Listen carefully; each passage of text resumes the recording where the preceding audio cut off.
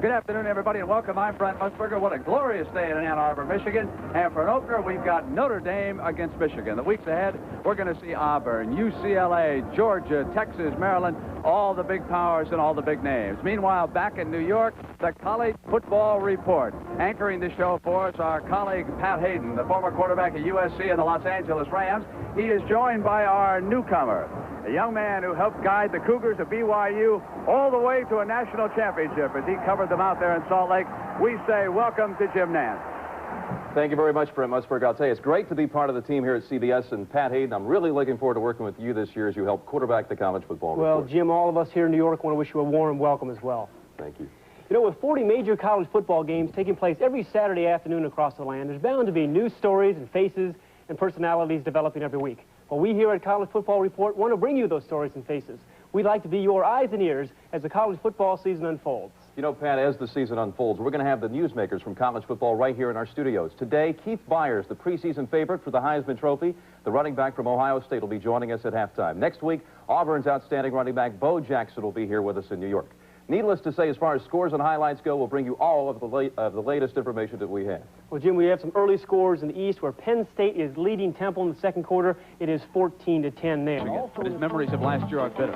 His team bobbled its way to a 500 record, and Bo's sideline fury reflected his growing frustration. For Notre Dame's Jerry Faust, last year was another roller coaster ride. After a miserable start, the Irish rebounded in November and swept past LSU, Navy, Penn State, and USC. Notre Dame. They are the Yankees of college football. Everyone wants to know, can they, will they go all the way? It's a question they will start answering today as they take on a Michigan team head-on. Waiting for the Irish, an emotionally charged Wolverine squad looking for respect. They'll play before a home crowd of over 105,000.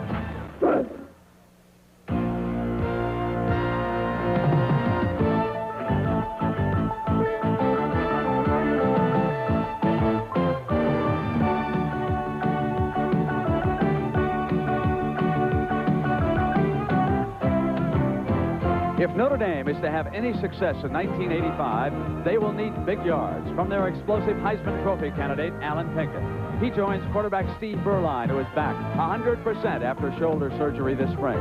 Brad Cochran will anchor a Michigan defense, which hopes to contain the Irish. But the Wolverines' hopes for victory will ride on the arm of quarterback Jim Harbaugh. These two teams first met in 1887. Today, they'll renew one of the fiercest rivalries in college football, Notre Dame versus Michigan, as CBS kicks off its fourth year of college football.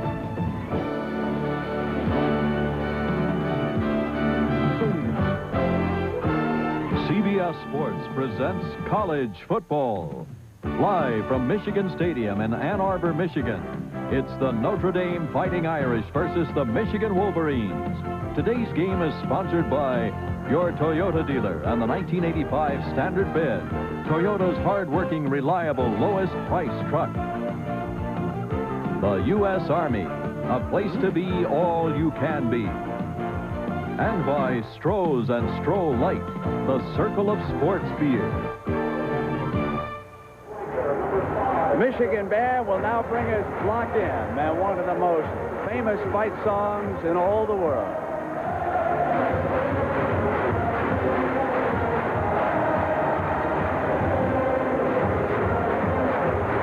Well, good afternoon and welcome, everybody. I'm Brent Musburger, and what a pleasure it is to be working with the coach of the Fighting Irish for 11 years and a longtime friend of mine, Ara Parsegan. And Ara, we're off to another great start in college football. Well, we really are. Only about 60 to 70% of the college teams opened up last week. And look what's happened already. Washington, Maryland, and BYU have already fallen. They were expected to contend for the national championship. I think the college viewers are in for a great season. How about the pressure on your former team, Notre Dame, this season? Well, you know, this is a game probably neither coach can afford to lose. But the consequences, I think, are greater for Notre Dame. They do not belong to a conference. They're a major independent. I know as a former football coach there, you set goals of national championships, undefeated seasons. But Michigan, if they happen to lose, it does not show up in the conference standings, and they can vie for the Rose Bowl. Here come the Fighting Irish, being welcomed by a crowd in excess of 100,000. And as you can tell, they are a team that has fared well through the ages. on opening day, and the man under the gun is right there, Coach Jerry Faust. Well, you know, common knowledge that he's on the 5th year of a 5-year contract. It's rumored that he's got to take the Irish to a major bowl. No easy task. It's going to have to be 8-3 or 9-2, so he really has his work cut out for him. You know, one of his edges this year, Era, may be the fact that he's kept his assistants together for a couple of years. Yes, each year that he's been there, in the previous 4 years, he's had turnovers. He now has the same staff, and I think that's a tremendous advantage. I lost very few staff members when I was at Notre Dame, and it's a great thing. Hey, but you lost one out of Northwestern. His name was Bo Schembechler. And right now, he is ready to bring his Wolverines of Michigan onto the field here to take on Notre Dame. You know, Bo is a real winner. This is a guy that has 10 Big Ten championships here at the University of Michigan, has never had a losing season in his history, but he's coming off the worst year of his coaching career of 22 years. And he's a guy that, you know, it's one of those things, a fan mentality says, hey, what have you done for me lately, you know? So this game is real important to him, Brent. You know, he wants to bring back the luster, I think, to the Michigan tradition, and I think, like the Irish, the Wolverines are ready. He also, right now, is soaking up as much of the intensity as he can, and here they come onto the field.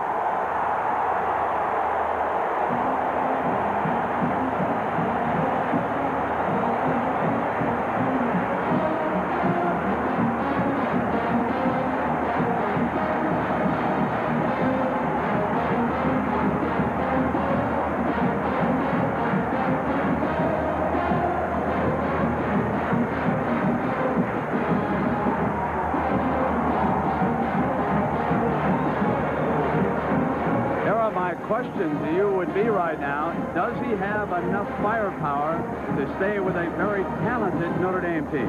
Well, I think the key things to watch in this football game is the offensive line of Michigan. Last year was not a vintage offensive line. Normally, Michigan has had great teams.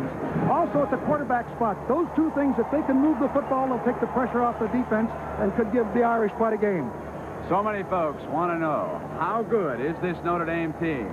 We're about to start finding out. It'll be Michigan and the Fighting Irish coming up live on CBS. Of Michigan Stadium.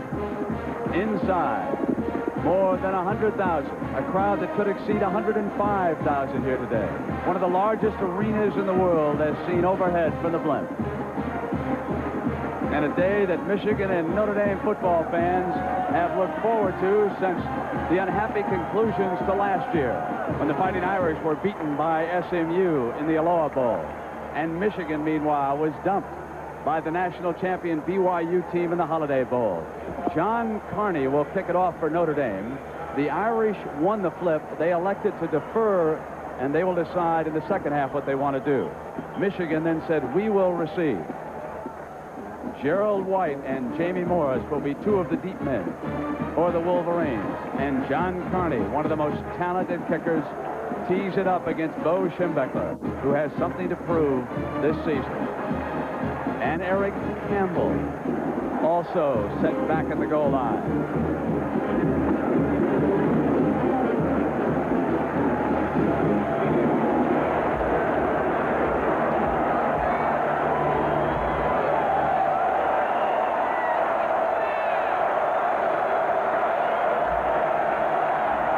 We're underway. Morris at the 6 for the Wolverines. Cuts back and slips down at about the 16-yard line. Let's take a look now at the Michigan offense.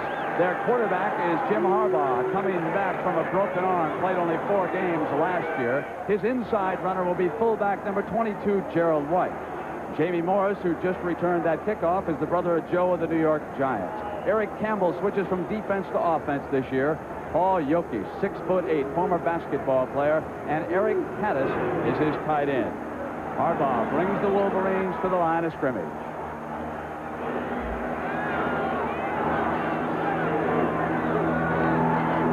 Morris cuts inside, put down and squirms to the 24-yard line. You know, Brent, one of the interesting things, which I'll get to right after this little pitch sweep, this is one of the things that Bo felt they have to do. They have to be able to run the football. Gets a good block from White, and Jamie Morris cuts back to the inside with good daylight. But they did go to an even defense. Notre Dame lost their nose man, and they shifted to an even defense with Dorsey. They shift again, Era, defensively in that front. They come with Morris, trying to get the first down. They're going to be very close. What does it mean to the fan watching when Eric Parsegan says even or odd front? If there is a man on the nose defensively of the center, and this is Mike Griffin, was lost. The Fighting Irish nose tackle was lost to a broken leg early in the pre-fall practice. And, of course, they've moved another tackle, Eric Dorsey, in there. He does not have much experience in that position, so they're going back to an even. They move him off the center's nose. The Wolverines with their first down, something that Bo Schembechler wants to do today, control the clock. They shift back into the eye. And again it is Morris, this time sweeping to the left on the Irish. Steve Lawrence, 23, makes the stop for Notre Dame. Let's take a look at that offensive line. The pressure is on them. Left tackle Clay Miller. He got out from under the nose of Barry Switzer. Mike Huzar out of Chicago will start at guard. Bob Tavicino had to switch over because of injuries to the regular centers. Mark Hammerstein, his brother, is on the defensive line. Big John Elliott. He is 6'7", 283 pounds. This is 2nd and 7 for the Wolverines. They are strong to the left. They now bring Campbell in motion. He gets outside Jokic. Harbaugh to throw for the first time today on the roll. Incomplete. Jim Harbaugh, who suffered a broken arm last year against Michigan State after the Wolverines had won 3 of 4, is Schembechler's quarterback-elect this season to try and bring the Wolverines back into national prominence. His father is the head football coach at nearby Western Michigan. His dad did serve as an assistant coach here under Schembechler and then went out to Stanford. And he also was right on target to Jamie Morris, but Jamie did not hang on to the ball. Big third down. Split bounce. Jokic to the right. Incomplete. Tried to hit his tight end, Eric Caddis. Pat Ballage, the strong safety, was helping on the coverage. They were trying to go to Eric Caddis, the tight end, number 81. I was surprised he didn't go to Jokic. He just overthrew him. It would have been a tough catch for Caddis, but I was interested. It was interesting that he didn't go to Paul Jokic, who is 6'8", 240. We probably will see that later on in the ball game. Era Troy Wilson, one of the Notre Dame cornerbacks, came up and delivered a fine blow that time. Robbins picked up the snap off the ground with a short punt, and Notre Dame will have field position at the 33-yard line. Cusack, a wide receiver, fielded that punt, and we'll be right back. Notre Dame's first possession. 5,000 folks watching. What about the jitters that Notre Dame and even its coaching staff might face here this afternoon? Well, I'll guarantee you there were a lot of butterflies on the kickoff and also the first series of downs. Will probably continue until the Irish run one play. That's a normal tendency for all the players early in the season, but once that first series is over, then they'll settle down. The Irish leader, Steve Berline, out of Southern California, Servite High School, down in the Anaheim area. One setback is Alan Pinkett. Notre Dame to throw on first down. Berline keeps it and picks up 5 yards. Defensive tackle Mark Mesner in on the stop for Michigan. Let's take a look at Berline and his offensive attack here for Notre Dame right now. Coming back from shoulder surgery, we'll check that out.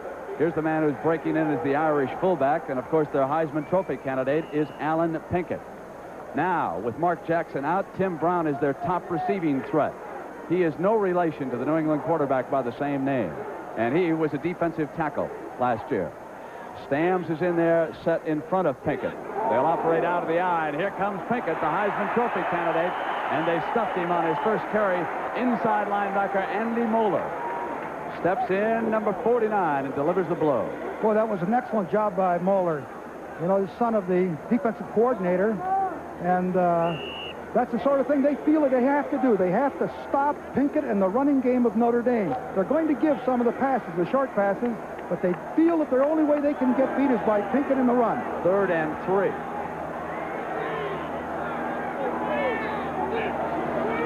From split backs, they will run Stams straight ahead.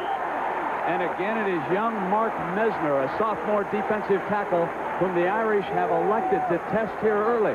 And Mesner was equal to the task. It's interesting that both teams during the offseason have gone to split backs, both Michigan and Notre Dame. Notre Dame showed it for the first time. On this short yardage situation, they're going to kick the ball away early in the game, and it's the right decision.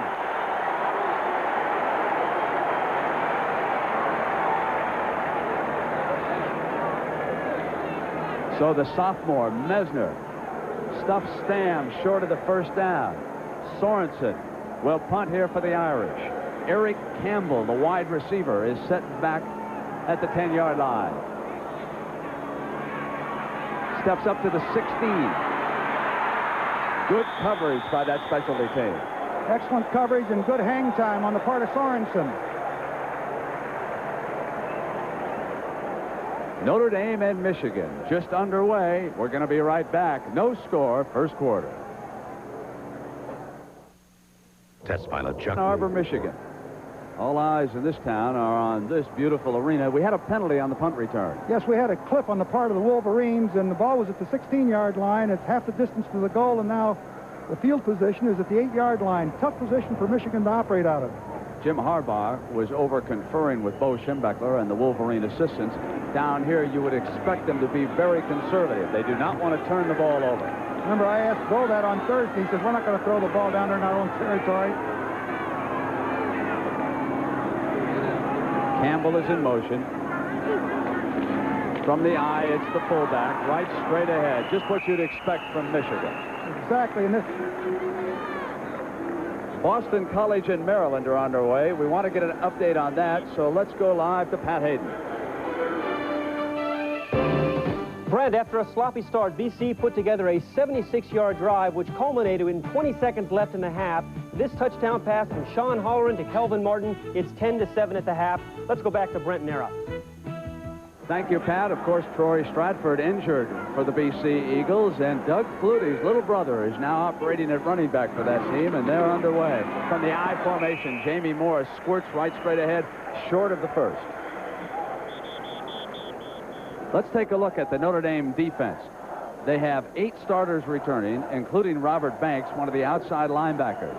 Now, the men inside, Greg Denges and Eric Dorsey playing his first game at the nose.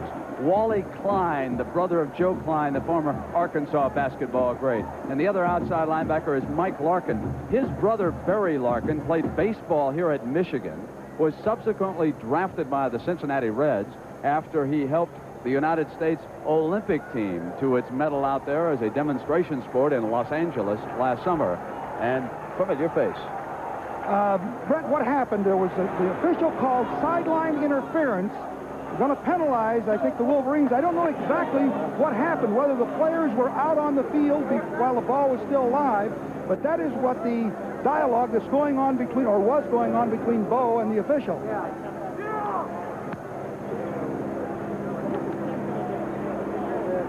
So now talking, of course, to his messenger, Paul Schmerge, who will go in and operate at that other tight end along with Caddis. Campbell coming out. So he will use a double tight in a 3rd and 2, and here again you would expect basic power Michigan football. Sometimes they have run the option in years gone by, but I don't think Harbaugh is as strong as an option quarterback. He'll read the defense here. He'll call an audible according to what he thinks it will go. Let's see what he does. Probably an ISO. He's going to pitch sweep to Jamie. And get it.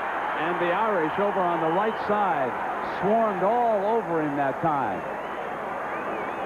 Greg Dengens was one of the defenders who moved in. Let's take a look at ground level. The offensive line of Michigan firing out. There's good fire out here, but good support by the Irish stops Jamie Morris short of the first down, and they're going to have to kick practically their own goal line. That defensive front of Notre Dame with Monty Robbins set to punt. And again, it comes up short near midfield. Notre Dame will have field position as Kuzak fields his second punt. It was for 38 yards with a 3-yard return. It's interesting. Monty Robbins averaged 43.6. His first 2 kicks this afternoon are 31 yards and 38. He's not up to his standard. The Irish specialty team coach is doing a good job of positioning the short man, not allowing the ball to bounce on the artificial turf where it might take a Michigan hop. There's Alan Pinkett's parents. They drove 11 hours. They are both bus drivers back in the Virginia area. They don't miss an Alan Pinkett game. They'll drive 11 hours tonight just to get back home. Berline hands to their son. He squirts free for a big gain.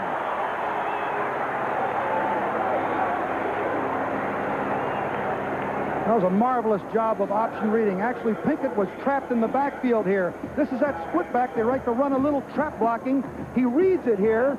You'll see he breaks it to the outside. His number 33 attempts to get him, but he breaks right away from him. This is a good job. That's why Pinkett is the leading ground gainer in the United States. Brad Cochran was helping out on that stop. You'll hear his name defensively all game long. Second and about 1.5 yards, and Pinkett for the first down flashes across the 40-yard line down to the 37. Andy Moeller, one of the inside linebackers. Let's take a look at that defensive front. Steve Thibert is the outside linebacker. He must replace Scarcelli, who's injured. Mark Mesner, who is being tested repeatedly in this game. Billy Harris starts at middle guard. Their best defensive lineman is right there, Mike Hammerstein. The Irish are trying to stay away from him. Jeff Akers is the other outside linebacker. Berline to throw it on first down. He's got time. Goes long. Man was covered. Tim Brown was the intended receiver, and Garland Rivers was right there. Interesting that the Irish would go for the big bomb here on first down while they were moving the ball. Berline just comes back and tries to hit Timmy Brown, who can really fly. He's a 4.3 40 man. And you see there's a little pushing there on the part of Timmy Brown. That could have been offensive interference. The strength of the Michigan defense, the linebackers and the deep backs. Garland Rivers, number 13, can go one-on-one with the most talented of wide receivers, and he got the job done there. Here is Pinkett from deep, and the Michigan defense, led by Mike Mallory, number 42. He came penetrating across, and he led the maize and blue in. Let's meet the rest of that defense right there. One of their co-captains, Mike Mallory, his father, the head coach at Indiana. Andy Moeller, his father, the defensive coordinator for Bo. Garland Rivers, who made that good play on Timmy Brown. Possible All-American candidate, Brad Cochran. And the safeties, Ivan Hicks. His brother plays for the 49ers. Tony Gant, back from a broken leg that he suffered a year ago. On third down, Berline rolls to the left. He's going to keep it. Inside the 30, he gets his first down. Steve Berline got the first down. He crossed up that Michigan defense that time, rolling to the left. Watch Jeff Akers, the outside linebacker, number 33, come out for coverage. There is no containment on Berline. Akers is clear out here covering and opens up the seam for Berline. He takes it immediately and picks up the first down. A very fine play on the part of Notre Dame and Steve Berline. Just inside of 7 minutes to go in the first quarter, no score. This is the first threat of this ball game. Notre Dame driving in. They have a very talented field goal kicker if they bog down. What they want, of course, is the 6. Off a delay, Berline rolls to the left again. This time, Michigan's ready. Steve Thibert, 86, was not fooled. I think Berline failed to give the ball to Pinkett in there. If you'll watch, there was good blocking. They were trying to run a little trap in there. I don't know what happened. It appears that there was a mistake on the part of Berline. Michigan Brain Trust hoping that the defense can do the job. This will be a 2nd and 13. The Irish have not been afraid to put it up down here, but the Michigan secondary has covered the receivers. Frank Stamms, the lone setback to block. Berline on a quick flip to Tim Brown. Knocked out of bounds at the 19-yard line. There was just too much cushion. He was wide open. There was no problem in hitting that particular pass. Watch here. Is that Brad Cochran, I think, out here, number 20? I couldn't see with the defender, but look how much room he has. Brown is wide open. It's 30. It is Cochran. There's a push back by Brown. Could have been called. Got to be careful down there. That's why all the crowd noise was there, Brent. 3rd and 5 for the Irish. They'll operate out of the I. Pinkett is set 3 yards behind Stamms. Play fake Pinkett. They send him out as a receiver. He's covered. Berline will keep it. First down. No, it's going to be very close. He was knocked back there at the last moment, and it will depend on where they spot the ball. I think he made it, Brent. I think he's spotting it past. Yeah. Jerry Faust agreeing with that. Michigan is deploying for the pass, or dropping back both outside linebackers, both inside backers, 3 men rushing, and of course Berline is taking the daylight, giving him a lot of run opportunity. Notre Dame will operate with 2 tight ends. Tom Rader and Joe Williams are both in the game. Tim Brown is the only wide receiver. He's set way out to the right. They'll go from the I. They're inside the 15. Pinkett down to the 12-yard line. Looked like he had a little daylight there, but the Wolverines closed very quickly. Brad Cochran in there again. Cochran from that left corner, one of the captains of this Michigan team. He's been all over the field. It'll be a 2nd and 7. Notre Dame went into just a 1 flanker back with 2 tight ends that time at the 15-yard line, trying to probably punch it out, but they got to make 3 yards of crack to do that to get the first down. Pat Cusack, messenger to play in. He is the wide receiver in this formation. It is Pinkett up the middle, bounces inside the 10-yard line. 2 conservative calls down in here. 2 tight ends, flanker, almost a goal line attack. It's a little early to go into that, I think, at 15. Now they come up with a 3rd down about 4.5, 5.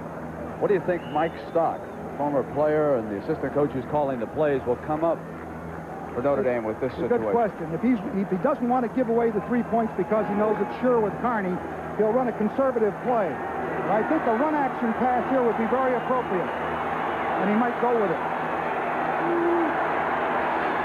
From the eye. Both lines were moving. Jay Underwood was the Notre Dame tackle, number 74. He may have taken the bite and jumped offside. One of the things that Notre Dame was attempting to do there was to bait the Wolverines. They started to come across, but unfortunately it worked against the Irish because they jumped. They moved. I think under Coach Faust, it's mistakes like this that have plagued this team. Here they are in great scoring position inside the 10-yard line, if you will. And now they're going to be backed up almost to their original line. It'll be 3rd and 9 for them. Mike Stock might go with a screen, although this particular formation does not lend itself to it. Yes, it does. Well, they're in the eye, yeah. And Tony Eason, along with Tim Brown, are the 2 wide receivers. They'll run Pinkett, and ready for him was big Mike Hammerstein.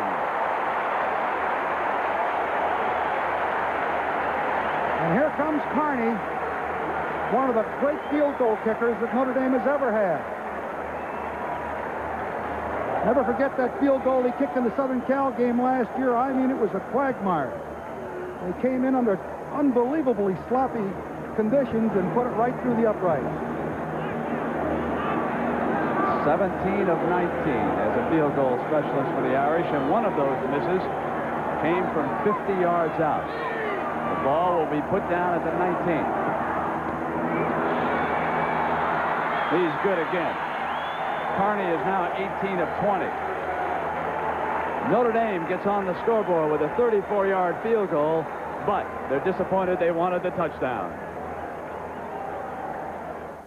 Cowboys were cool. They'll face the Lions as part of a doubleheader tomorrow on CBS Sports. Here in the first quarter, 3 minutes remain. And Michigan trailing by 3, but they have to be pleased. They do. The defense has played very well. They have not, the field position has just been terrible. They've been back in their own territory, haven't had a chance to really open up their attack yet. On the other side of the coin, I think the Irish have looked very good for their opening drive, or in this period so far. There's the man who put the 3 on the scoreboard, John Carney.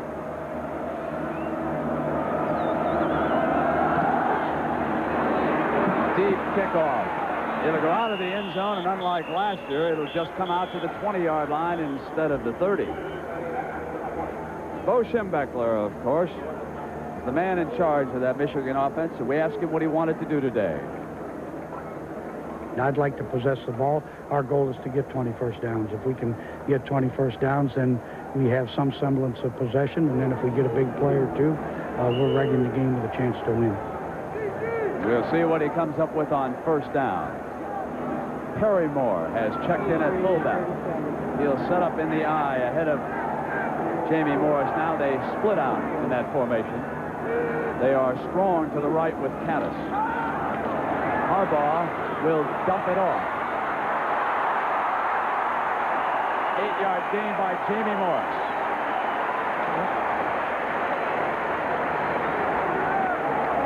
Just a little quick screen to the outside there to get them started. Picked up almost about 9 yards, I guess.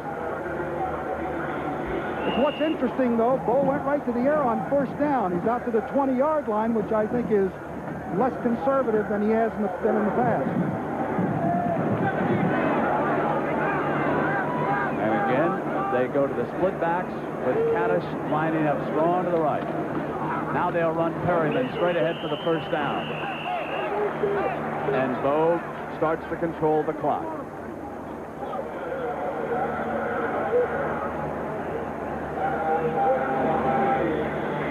Miami playing without Bernie Kosar this year. Jumps to an early lead only in the second quarter. And of course, we'll be seeing the Hurricanes against this Notre Dame team, along with Maryland. That's coming up ahead of us on CBS. Jimmy Harbaugh brings Michigan to the line of scrimmage. First and 10. Eric Campbell comes in motion behind him. Play fake to Morris. Roll to the left. Complete. No, out of bounds. No, complete. Eric Campbell was deep behind all the Irish defenders. Harbaugh did not see him.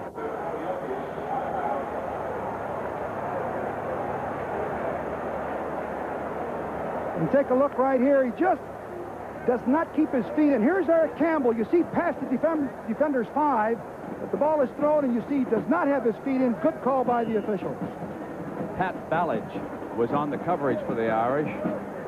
Jokic, 6 foot 8 inches tall, played basketball here for a couple of years before he decided to take up football full time. Now it is second and 10. Harbaugh to throw again. He'll run, and he's a good runner. First down, across midfield. Out of bounds at the 45. Bo maintains that Harbaugh was the big difference a year ago. They were 3-1 when he went down with the injury, and he feels that he can make a big difference in this attack, and certainly his scrambling ability here is testimony to that. Watch here as he sees the daylight, doesn't find the receiver, and it's impressive that he has the kind of speed to really outrun some of these fine people. Great play by Harbaugh. The inside linebackers, part of Notre Dame's strength, went the opposite direction, opening up a huge hole, and this is a different kind of attack than Bo Schembechler normally shows. Much more wide open with Harbaugh in the controls. Here he runs on first down, and Jamie Morris gets 6 yards, and now the Notre Dame defense appears to be back on its heels a little bit. Well, I think the most impressive thing that I've seen out of the Wolverines thus far is Bo Schembechler willing to throw that ball at the 20-yard line and throw it on first down about 2 or 3 times. Now they've got the ball in somewhat reasonable field position, and he may try to run it in. Down to the Notre Dame 37-yard line. Michigan trailing by a field goal. 1:13 to go. Brad Cochran in the defense waits. It is Perryman straight ahead, short of the first down. The strength of the Irish, as you pointed out, Brent, is in the linebackers. I think they've got a great core of linebackers. Kovalevsky and Perjanik on the inside. And, of course, Larkin and Banks, backed up with fellows like DiBernardo and Figueroa, are really a great, talented group. This is 3rd and 1. Notre Dame has elected to go to a standard defense. They're not in any goal line or short yardage situation. Morris, he just did make it. Eric Dorsey brought him down. Dorsey got a lot of penetration that time. Almost stopped Jamie from making that first down. It would have been an interesting call for Bo at 4th down. Next week, another one of those fierce rivalries will be down in Clemson, South Carolina. It is the Georgia Bulldogs against the Clemson Tigers, and they have split their last couple of games. Georgia coming from behind to win last year, 26-23. Clemson, Georgia, next Saturday on CBS. Here it is 1st and 10 for the Wolverines. Inside the 35, it is Perriman coming around the right side, getting to the 30 and picking up 3 yards. Both teams are running up. That's the end of the first quarter. Brent? With Notre Dame leading Michigan at 3-0. But on Notre Dame's biggest threat of the game, it was an offside penalty that slowed them up, and they settled for a field goal. We'll return after this commercial break and a word from your local station. Teams at Michigan are inside Michigan Stadium. It just seems that way. The student body enrollment here, 34,500. And many of them are watching the Wolverines with their best march of the game against Notre Dame. What about the Irish defense, Eric? I think both teams played quite well in the first quarter. The only play that the Irish allowed out was that Harbaugh scramble, but they've done pretty well. They're hanging in there. Both teams are playing good defense. Michigan will attack from the eye. This is 2nd and 7 as we start the second quarter. Harbaugh to put it up. Goes long for Jokic. He catches it. No, he dropped it at the last moment. Incomplete. But what a great effort. Troy Wilson of Notre Dame was down there with him. And Jokic almost hung on. Watch Wilson come with him step for step. Wilson is giving away great size. Jokic, the basketball player, can catch a ball with one hand. Juggles, tries to pull it in with the left hand. But the official is right there, and he can see that he did not have control as he went down in the end zone. It appeared that he dropped the ball as he hit the ground. Bo Schembechler is counting on the 6'8" Jokic as a big weapon, and he showed us why. Now it's 3rd down, and again it's going to be Harbaugh for the sidelines. Incomplete. He wanted Eric Campbell, and he saw Marv Spence come up quickly on him, and he may have shot that ball out of bounds.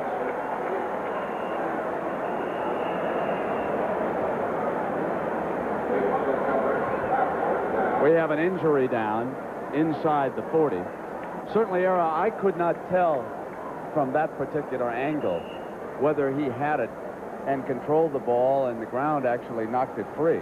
Well, there was official right on it, so I suspicion that he did drop the ball. But from the view that we had, it appears that he makes a sensational catch, and the ball's down on his stomach or lower part of his chest, and as he rolls, he must have dropped the ball. I don't think he had possession long enough to declare it a touchdown. Here is the end of that play. And again, you can watch Jokic with an enormous hand. They talk about his ability to catch footballs with one hand, trying to pull it back into his body. Did he have control of it? No, I think it came loose as he turned around.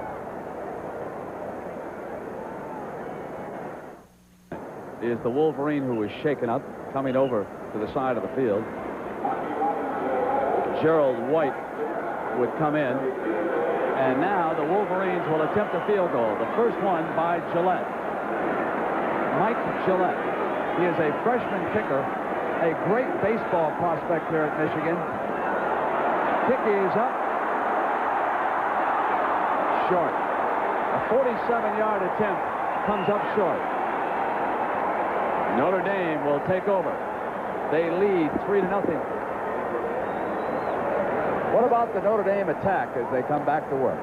Well, I think they've done very well, although I think Michigan has stopped Pinkett a little bit better than the Irish would like. And I think I would still work with Pinkett. He's the key guy. Mike Stock told me that they had to get to the outside. They had to run Pinkett on the sweep and be successful with it if they expected to win. So I expect we're going to see some of that in this drive. Jerry Faust has sent his team back to work, and fullback Perriman being tended to on the Michigan bench. There's the other fullback, Gerald White, consoling them. First down era, you mentioned it, and the average yards on first down in favor of the Wolverines. Well, I think that's a little bit misleading. I think that was the first down play that Harbaugh scrambled out on, which was the biggest yardage gainer that they had. There's the Goodyear Blimp America from Houston, Texas, and the pilot is the captain, John Moran. He's from Spring, Texas. Burline handing off right up the middle. They pound away with Alonzo Jefferson. Carries for the first time. He backs up Alan Pinkett, number 3. Alonzo Jefferson's a lot like Jamie Morris, about the same size, same type of running ability. Very fine young man, good back. 2nd and 4. Tim Brown and Reggie Ward are the wide receivers. Split outside. It's Jefferson again. We've had a development now in that Boston College, Maryland game. Let's go back to New York, and here's Pat Hayden. Brent, the Terps are grinding it out versus Boston College. Here's the 11th play of a 71-yard drive. 10 of these plays were runs. Alvin Blount into the end zone. It's 17-7 in the third quarter. And back here, Notre Dame leads Michigan to 3-0. We are in the second quarter. 13:40 to go. Steve Burline with a lone Irish setback. Straight back, complete to Tim Brown. First down, and Brown accelerates near the 40-yard line. Boy, I mean to tell you, he can really move. I think he's a great flanker back, outstanding football player, just a sophomore. It's a very simple curl. You see Burline goes back, and you'll see him wide open. Right there. He hits him right there between the seams. Now the thing that he can do, he's really got great running ability. One more step, and he's just liable to go all the way. He is out of Dallas, Texas. Played at Woodrow Wilson High School. And I'll tell you what kind of an athlete Tim Brown is. In the long jump, he went 24.5 feet one day in a high school track meet. And they expect big things from here. Here's the end around to Brown. Michigan read it. Brown battling back, creating, gets inside the 35. How about that for a run? Michigan had a man on him, and he got away. Boy, he's an exciting football player. He made something out of nothing that time. It looked like it was going to be negative yardage, and he brought it upfield and picked up, let's see, they're going to mark it at about 7 or 8 yards. Mark Mesner, the young defensive tackle, crashed across the line of scrimmage. Had a shot at throwing Brown for a loss. Brown eluded him. Got to the 33 where it is 2nd and 3.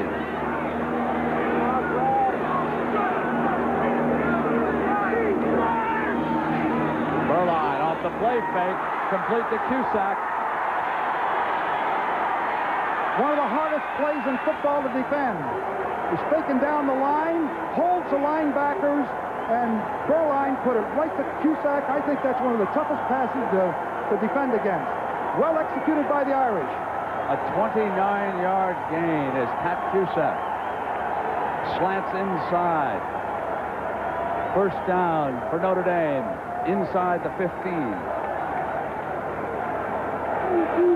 Alan Pinkett returns. He and Alonzo Jefferson will operate from the same set for the first time, giving Notre Dame great speed in the backfield.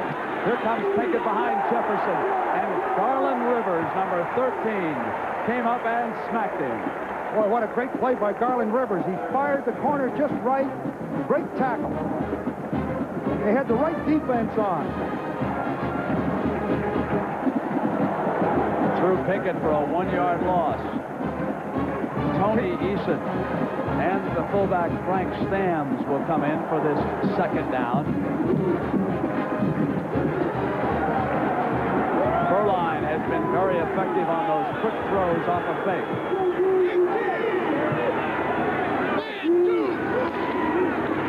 Here is Pinkett. No hole to the outside. It's a beautiful job by the part of the Michigan defense. They baited, I think, the Irish into calling an audible to what appeared to be a hole. Both linebackers were standing in the hole unblocked. What is the defensive strategy against Pinkett? Well, they're going to try to contain him. They want to take away the sweep if they possibly can in the cutback. The other thing that they're trying to do defensively is to create a wall so that they don't give him a bubble to run into. 3rd and 12. Pinkett is the man behind Stams off the draw. Here he comes. He's trying to get outside the wall. And Michigan came up to fill very well. Excellent defensive series on the part of the Wolverines. Brad Cochran and Ivan Hicks coming up to support. That's the kind of secondary work that you want. Here's another look at it. They're trying to get, you see it's a little delay and then a hand back. He's forced to the outside. The play was designed inside. Pickett takes the daylight, but there they are. Brad Cochran and Hicks coming in there doing a super job. And here is John Carney, who has already hit 1 field goal. Steve Berline, and of course with Berline as the holder, in some situations you have to think fake, but not this one. Carney gets it high and good, and what a leg that young man has. He's really something, I'll tell you. John Carney puts another field goal on the board, but the Wolverines are hanging tough here in Ann Arbor. Ann Arbor, 34 yards, 31 yards. John Carney has booted 2 field goals. Era, psychologically, what does it mean that Notre Dame has been down there twice and can't get a touchdown? Well, I think it's a good omen for the Wolverines. Even though they have 6 points against them on the board, they have denied the Irish from scoring a touchdown, and they also know that if they score a touchdown, they go ahead 7-6. So this game's wide open yet. Campbell and Morris are set deep near the goal line. Carney to kick it off. Slight wind in his face. He brings it into the end zone anyway, and it bounces out. Well, BC and Maryland are at it one more time, so let's send you back to New York, and here's Pat Hayden. Brent, after Maryland scores, BC came right back. Here, Sean Halloran finds Kelvin Martin again for his 2nd touchdown catch of the game, this one for 33 yards. BC missed the extra point at 17-13 in the 3rd quarter. Let's go back to Brent Nera. Sean Halloran doing a job, Era. Yes, he sure is. I thought that Maryland would be a favorite in that ball game by a considerable number, but Boston College with Halloran is doing a good job. Gerald White is in at 1 running back, along with Jamie Morris. They'll operate out of the eye. Jim Harbaugh barks the signals, hands to Morris. Big hole in the middle. First down for Michigan. One thing you can say, the Michigan offensive line is doing a good job of blocking in there. This is not the same team of a year ago. Let's look at ground level here. There's Tabacino, number 77, the center.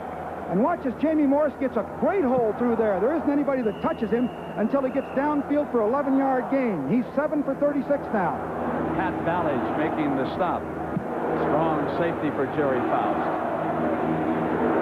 1st and 10 again for Harbaugh and the Wolverines. And I can't tell you how impressed I am here early with the Michigan quarterback. They'll run Morris on 1st down to the 37-yard line. Tony Furjanic, the linebacker, with the tackle.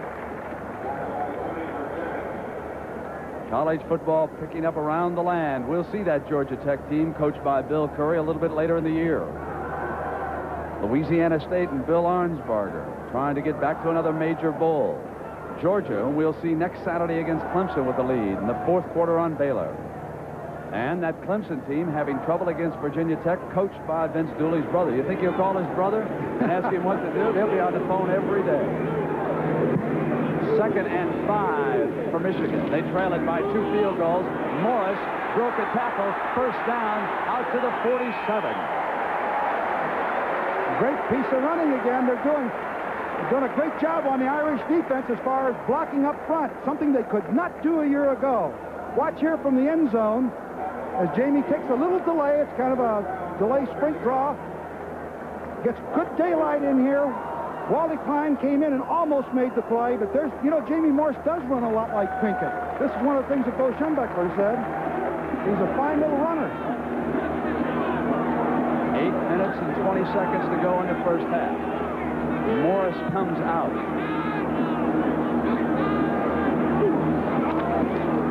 And they'll pitch to Thomas Wiltshire, who fills in for him. Wiltshire got a couple of yards, and then he was hit hard by that Irish defense.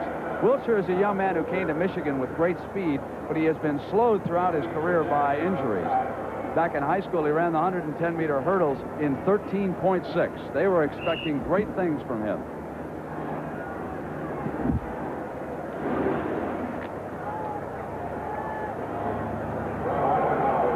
Must be working some kind of a... I can't tell from this vantage point. 2nd and 9. Harbaugh flushed out of the pocket, coming over to the left. And a great catch, but was he out of bounds? He was out of bounds. Incomplete. And how about this Jokic? You think he's some kind of target out there? I thought...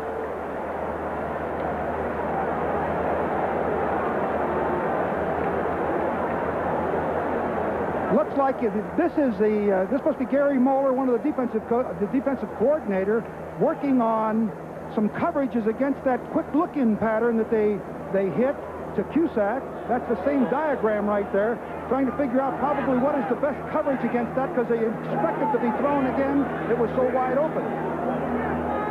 Harbaugh figures to throw here on 3rd and 9. Drops straight back, goes hard to Jokic, and that time he dropped the ball. He was very conscious of staying inbounds that time, and he broke concentration with the football. Jokic is a wide receiver that they have slotted. They've moved him outside. Now they bring him in underneath Campbell, and they run him hard over to the sideline in this pattern. Watch Jokic look down at the sideline. As he did, he lost concentration on the ball, and it fell incomplete, and it's 4th down. Monty Robbins has not punted especially well for the Wolverines here in the first half. This will be his 3rd punt. And the fair catch is signaled inside the 10-yard line. Notre Dame will have bad field position. 7:14 to go in the first half when we come back. From Toyota to our presentation of college football. And each week, Toyota will present an award honoring student athletes, the Toyota Leadership Award. Today's winners, Tony Gant of Michigan and Tim Scannell of Notre Dame. Toyota will donate a check in the amount of $1,000 to each school's general scholarship fund. Our situation, 6-0. Notre Dame leading Michigan, 7:14 in the first half. Tim Brown and Reggie Ward are the wide receivers. Alan Pinkett is the tailback.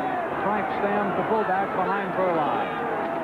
And it is Stamms on a counter, one of Mike Stock's favorite plays when he played for one Ara Parseghian. That's right. At Northwestern, and of course, coached for me at Notre Dame. Took over the offensive coordinator job in the middle of last season, and they won their last 4 straight games, 3 of them on the road. And they wanted to pick up where they left off as far as the momentum was concerned to the regular season. I don't think that Mike is going to take too many chances down here. This is the first time they've had poor field position. They don't want to take any big risk plays. At least that would be my guess. 2nd and 6 for Verline. He's going to throw it. Drops it off over to Pinkett, who is an excellent receiver. Brought down short of the 20-yard line. by Andy Moeller. Another pass coverage pass cut that's very difficult to cover. They fake the tailback action. They got two receivers to the strong side, and then the tailback slips through, watches the linebackers, see where they have expanded, and then will run to the open seam, and then Furline just dumped it off to him for a first down. Michigan with 3 more passes in the early going than the Fighting Irish.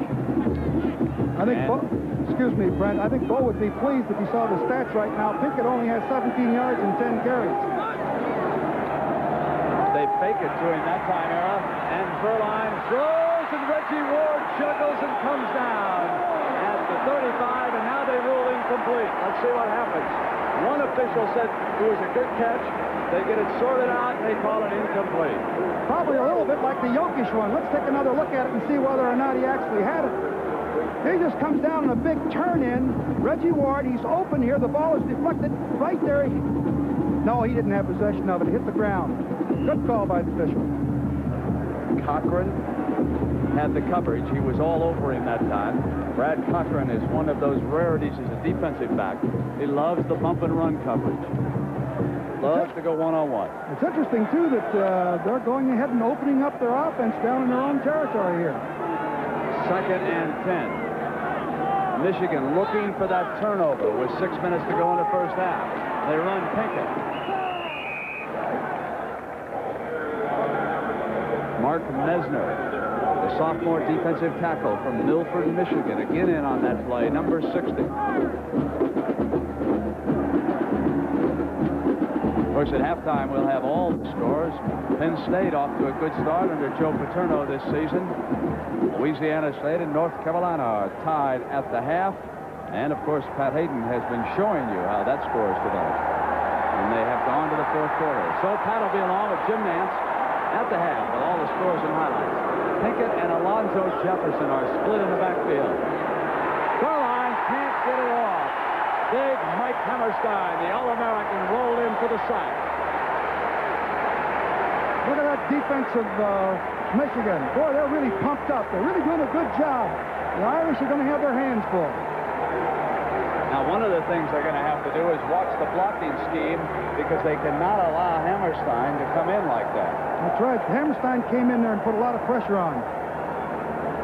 There's Eric Campbell back here. He's going to get decent field position this time. One of the things they can do is roll Furline to the right instead of the left.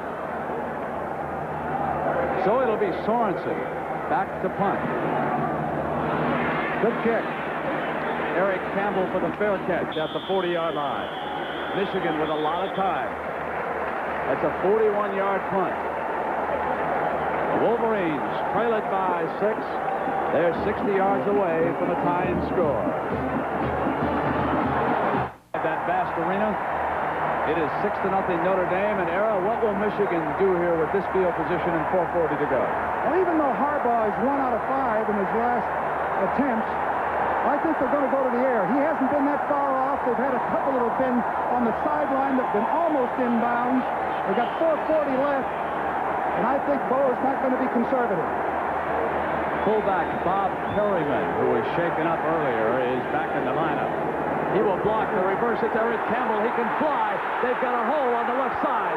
Campbell to midfield and to the 49-yard line. It's going to be close to a first down. Mike Larkin, the outside linebacker, with the pursuit for the Irish. I know from this vantage point here, if Eric Campbell had cut this back to the inside after the reverse, here he pitches out to Jamie Morris, gives the ball on a reverse. Now, if we can see from here, if you'll see if Eric Campbell cuts this back to the inside instead of running to the sideline, right in behind Harbaugh, right there, 78, which is blocking out. Or is there... We saw that new rule in vogue there, Era, where the lineman was able to extend his hands, and that helped Campbell get around the corner in that situation. It is first down from the eye. Morris explodes up the middle, inside the 40-yard line. The Wolverines on the hunt. Two very positive plays for the Wolverines. A reverse and then a power-off tackle play that had a wide opening, and he picked up 12 yards on it. He's having quite an afternoon. Now up front for Michigan, Bob Cavacino, the center. He is the key to their offensive line. He was forced into that center spot because of an injury to their 2 regulars. He is not normally a center. And that whole front Tabachino, Mark Hammerstein, Mike Huzar opening big holes. 1st and 10. Ball is at the 38. Morris trying to get outside. Jitterbugs back inside. Oh, does he remind you of his brother, Joe Morris, out of Syracuse and now with the New York Giants. He's gained almost 70 yards this afternoon. It's 68, 11 attempts for 68 yards. That's a pretty nice average, Brent. The other thing, as you pointed out, I think was significant. Tabachino, who's been moved from strong guard to center. They were concerned about the exchange, but Notre Dame, on the other hand, had a problem with Mike Griffin being out, putting Dorsey in there, who hadn't been familiar with that position. 2nd and 6. Morris again in the workhorse, gets inside the 30, close to another 1st down. There's a lot of time for Michigan. 3:20, and if you're a Notre Dame fan, that clock can't move quickly enough now. Well, he did a nice job of option reading. Jamie Morris did that time.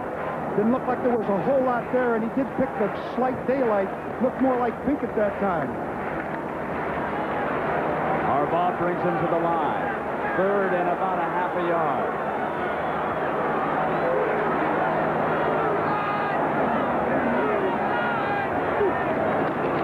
The power straight ahead with Perriman. 1st down inside the 25-yard line. They are coming right at Eric Dorsey, the inexperienced nose guard. And with Jamie Morris having been so dangerous, they elect to go to the Bo Schembechler style of football. Strap it on real tight, and let's go straight ahead, nose to nose, and let's see what you got. And Michigan's got a 1st down. Just inside the 25. Schembechler, 500 last year. The worst record he's ever had as a head coach. That's exactly right. But that looked more like Bo Schembechler football. Run over him in the middle. Now it's countering back, stepping back to the 16-yard line. And the Irish are having a difficult time against the Michigan running game. Well, you've got to take your hat off to this Michigan offensive line. The one weakness of a year ago has really been strengthened.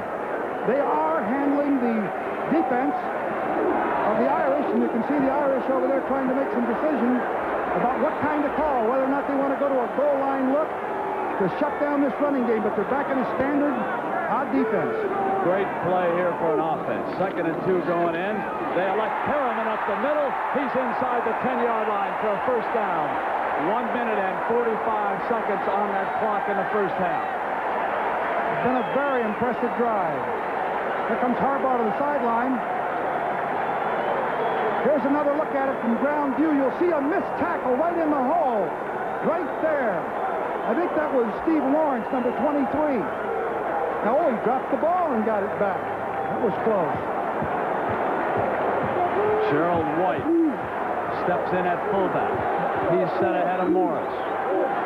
Michigan letting the clock continue to run on down here, trying to run it out with a touchdown in the 1st half. They'll run Morris. He jitterbugs. The Irish are on him this time. And the big horses don't let him get any place. Dorsey is there.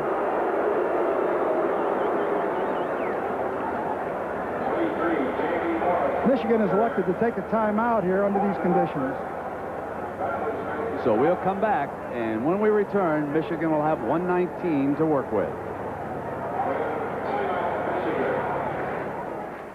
Back live in Ann Arbor, Michigan. I'm Brent Musburger along with Era Parsigan.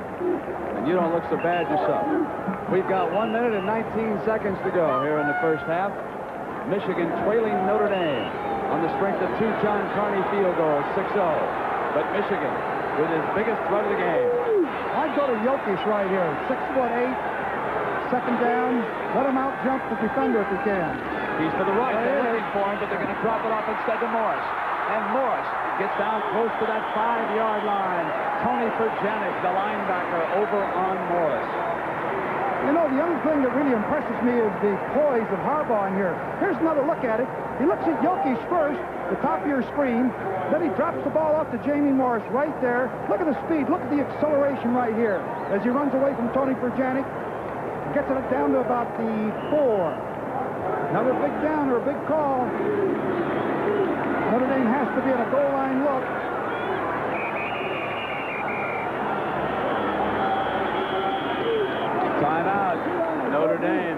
talk about the defensive set they want in this situation. We've got 3rd and 4, and of course that allows Harbaugh time to walk over to the side, and he'll talk it over with Bo Schembechler. And he was talking visually to his defensive assistants because that's not a timeout you would want in that situation. No, they're doing a lot of substituting to get different looks in there, and I think they wanted to go to their goal line with a certain kind of coverage, and I think they got confused in their substitutions, had the wrong people in, so they elected to take a timeout before they had made an error that could have been very costly. Bo Schembechler has to be thinking, will he go for twice a touchdown or settle for a field goal and a 6-3 deficit? That's on his mind. He must be a play ahead right now. In the split back, man-to-man coverage on the part of the Irish. Roll out. They threw it away. Well covered. Good move on the part of Harbaugh.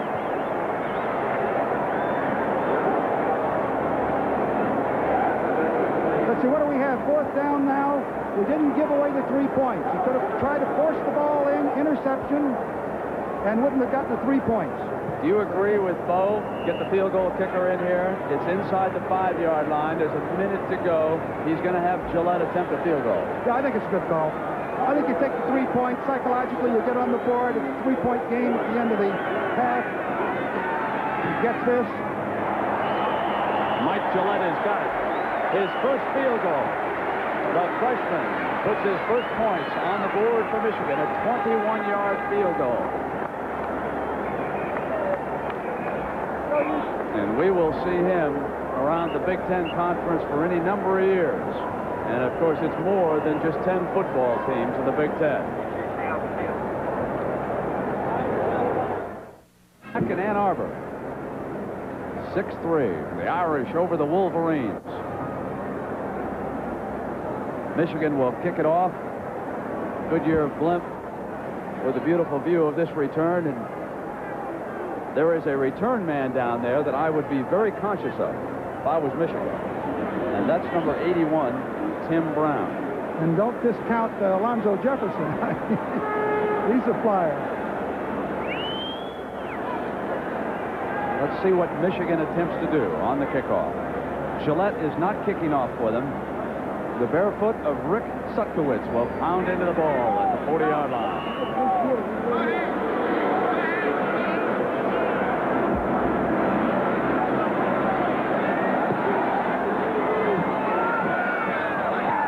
Into the end zone, and it'll come out at the 20-yard line.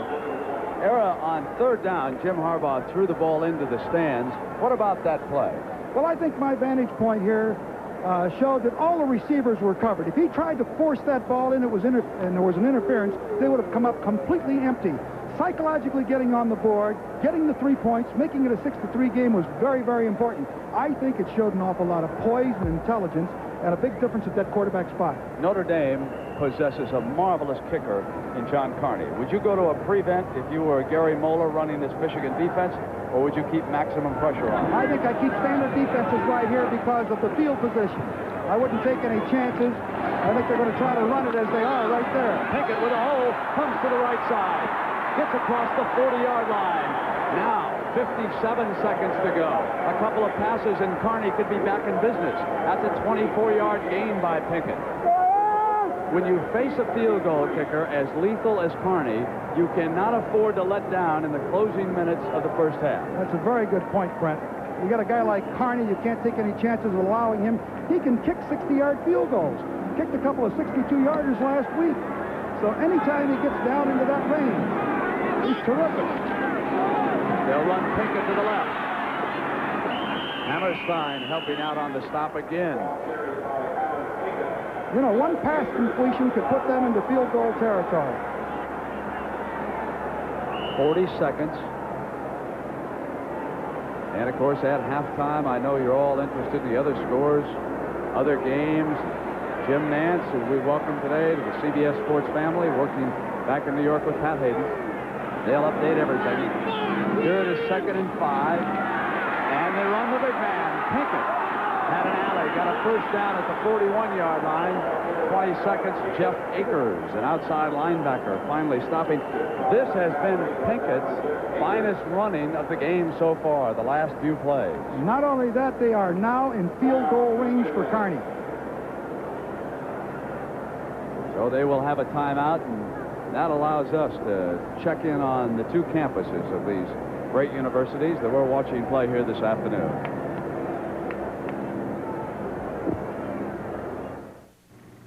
At the University of Notre Dame, crickets and wind tunnels have something in common.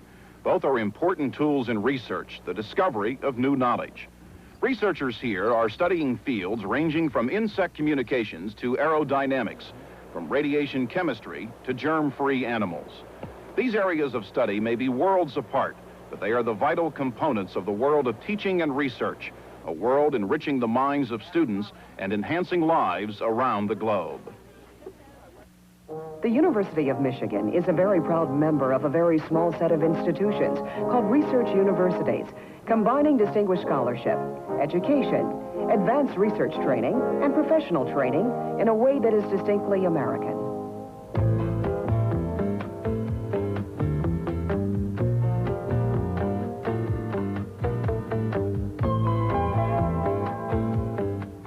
The University of Michigan, a heritage of leadership.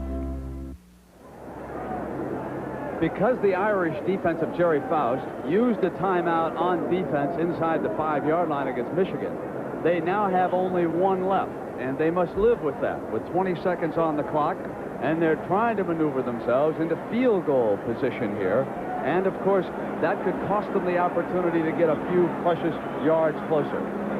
It'll be a decision that they'll have to make regarding whether or not they want to run the ball into the middle of the field more, or take a chance of throwing it and losing the opportunity for the field goal with an interception. This is a decision they're probably making right now because they only have 20 seconds and one timeout to call so they can kick that ball. Let's see which way they go. From the split backs, they like to pass or trap that ball.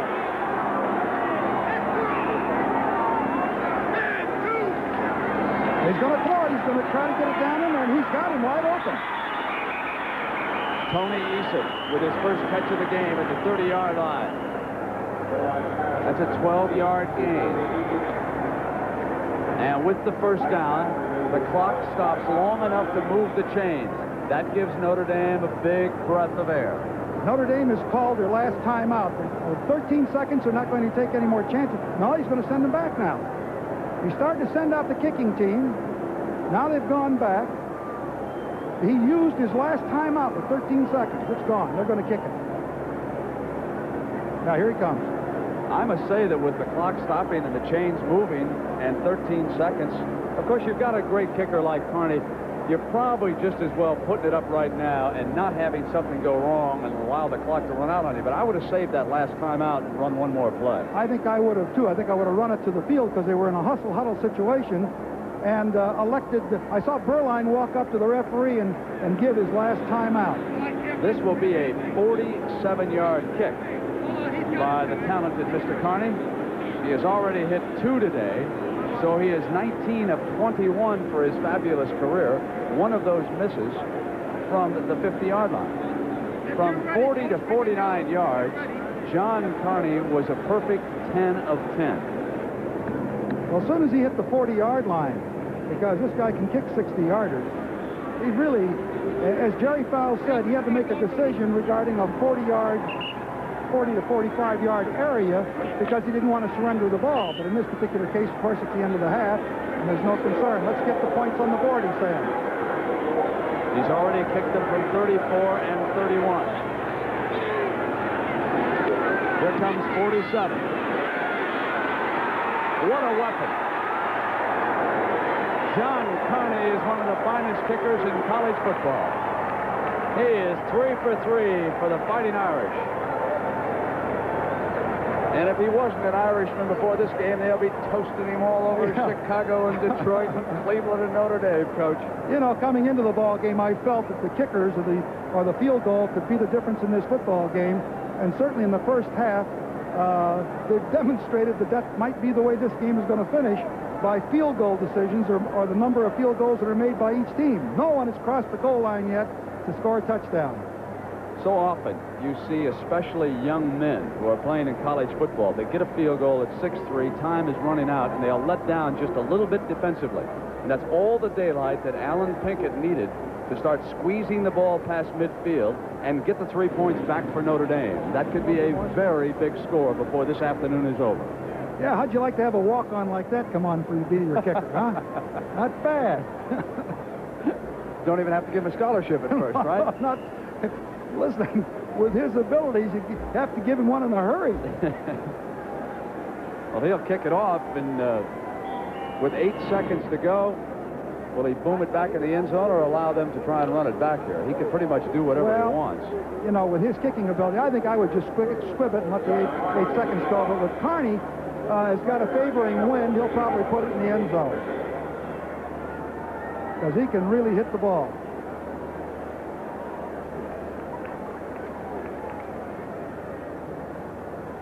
Campbell and Morris, they are the deep men, set to return for Michigan. There it goes. Kicks it deep and out of the end zone. So there is time for a play, and they'll send Big Yokish on a fly pattern. And again, I'm in agreement with you. Just scribble it along the ground and let time run down. Halftime, we have a very special guest back in New York. And that, of course, is Keith Byers, the great running back. Do you remember this sequence last year in a Big Ten game? Well, and hope that that foot recovers quickly and he's able to be carrying the ball for Coach Bruce and the Ohio State Buckeyes soon. Here it is, 8 seconds to go. Harbaugh running out, just gave it to Jamie Morris. They were content to run out the clock.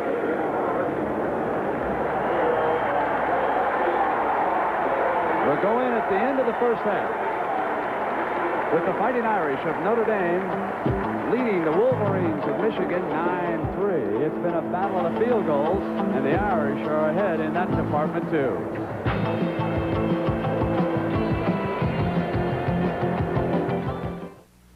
That's we're at halftime. Notre Dame in front of Michigan 9-3, and Pat, so far it's been a battle of field goals. And I think if this keeps up, Notre Dame has the advantage. John Carney was 17 for 19 last year, and he had a big first half as well. But Michigan had a chance there to get on the scoreboard with the touchdown pass. Jim Harbaugh, the quarterback, was throwing the ball to a 6'8 receiver, Paul Yokish. Now, he was well covered, but he's 6'8. The height advantage is his. He reaches out with his right hand and can't quite gather it in.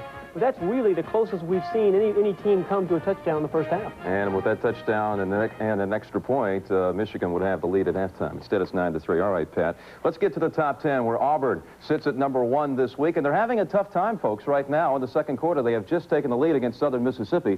7-3, the Tigers lead. Bo Jackson was held in check in the first quarter. 7 carries for 23 yards.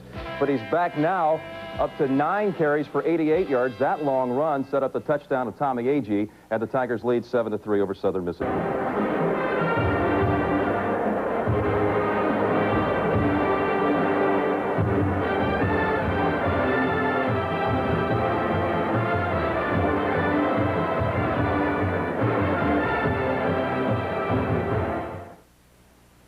I was drowning. Nothing could save me. My children. Yes. To do all those things I always meant to do. At Prudential, we... Wolverines of Michigan doing battle against the Fighting Irish of Notre Dame, and welcome back to Michigan Stadium, everybody. I'm Brent Musburger, and I know something that a lot of fans look forward to late in the second half is our selection of the Chevrolet players of the game. And with it, of course, Chevrolet makes a count. CBS Sports presents College Football, sponsored by Chevrolet, who invite you to see, drive, and live today's Chevrolet. L.A. from Anheuser-Busch. With half the alcohol of our regular beer, sometimes it's the perfect thing to say. And by Mr. Goodwrench and General Motors Parts.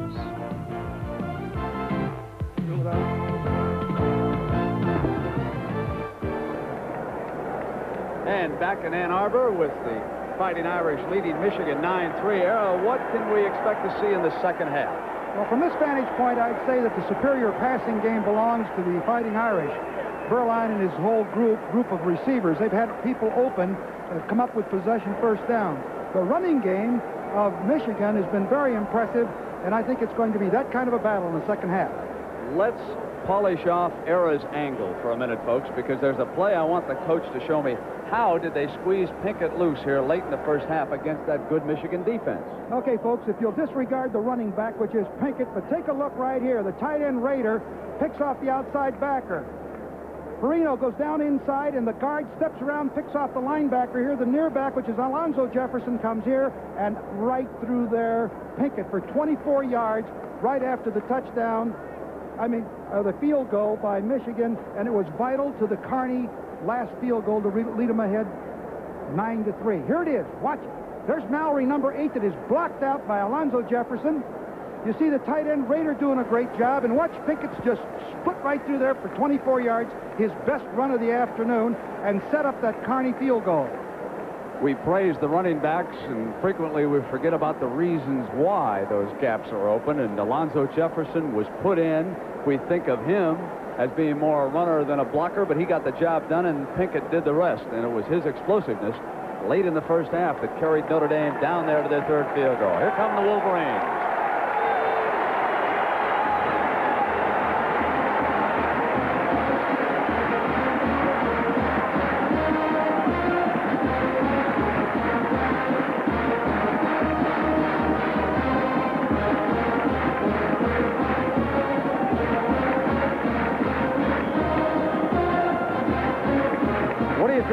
Told his troops in that locker room, Era, just before they came out? I think he said they played a very fine first half. If they can win this game, one touchdown and an extra point would put them into the lead in the contest. It's going to be that kind of a game in the second half, although, as I mentioned, I think the superior passing game belongs to the Irish. Harbaugh was only 2 for 10, although he was close on a lot of them. He's going to have to pick up the possession-type passes if they expect to maintain drives and get in the end zone. A glorious afternoon for college football. The second half still to come. Notre Dame ahead of Michigan, 9-3. And Era and I'll be back with the second half in just a moment.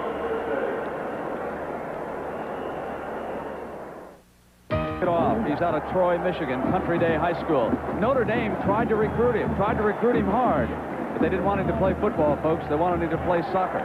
So he came to Michigan. He said, I want to kick off for the Wolverines, and here he is. Jefferson and Brown are deep for the Irish. Jefferson fumbles, kicks the ball loose. Michigan dives in on it inside the 15-yard line. The Wolverines recover the turnover as we start the second half.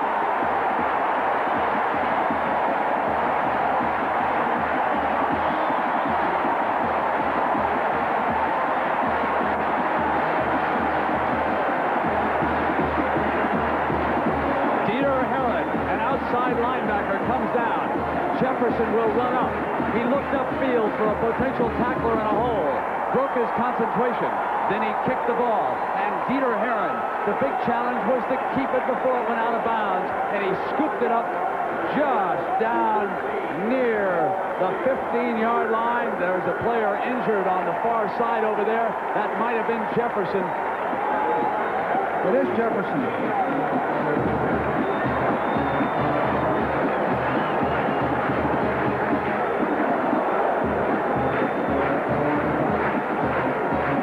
This is a tough situation for the Irish, but watch the ball. He's spinning, not the way it normally does. It's sideways, and it spins right out of his arms.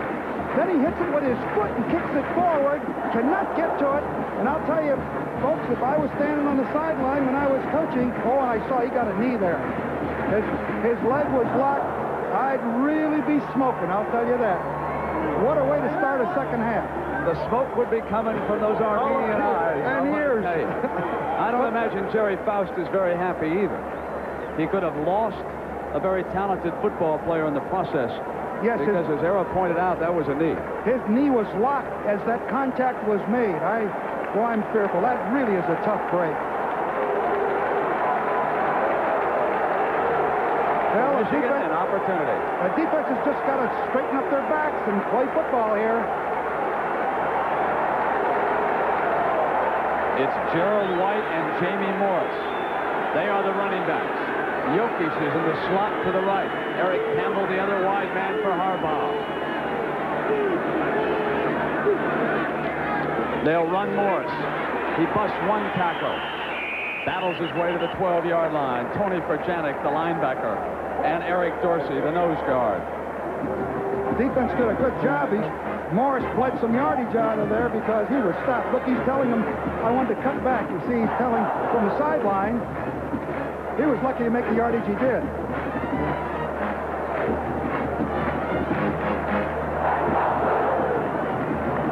Second down and 8. Morris, the big ball carrier, has rushed for 77 yards. Now they move the slot over to the left, but they leave Caddis the tight end to the right, and they bring Campbell in motion. To talk to another coach. And here's Gerald White in there. It's like a team meeting going on with the Wolverines. I really don't think that they can go conservative here. I think he's either got like a draw play or a counter play or a pass play for the touchdown. They got to get into the end zone. With that kind of a break, you have to be rewarded by more than just 3 points. So I believe that Bo's going to do something here other than just run that ball on the inside or put it in field goal position. Sure, they have to be thinking about running the big Jokic and trying to get him some field position with that size that he's got and that reach over the Notre Dame cornerbacks. I would think that's one of their options to consider. Little bootleg pass and cross Jokic right over the middle. He's got to do something here to try to get this ball in the end zone because he's got third down and about 6, I think it is.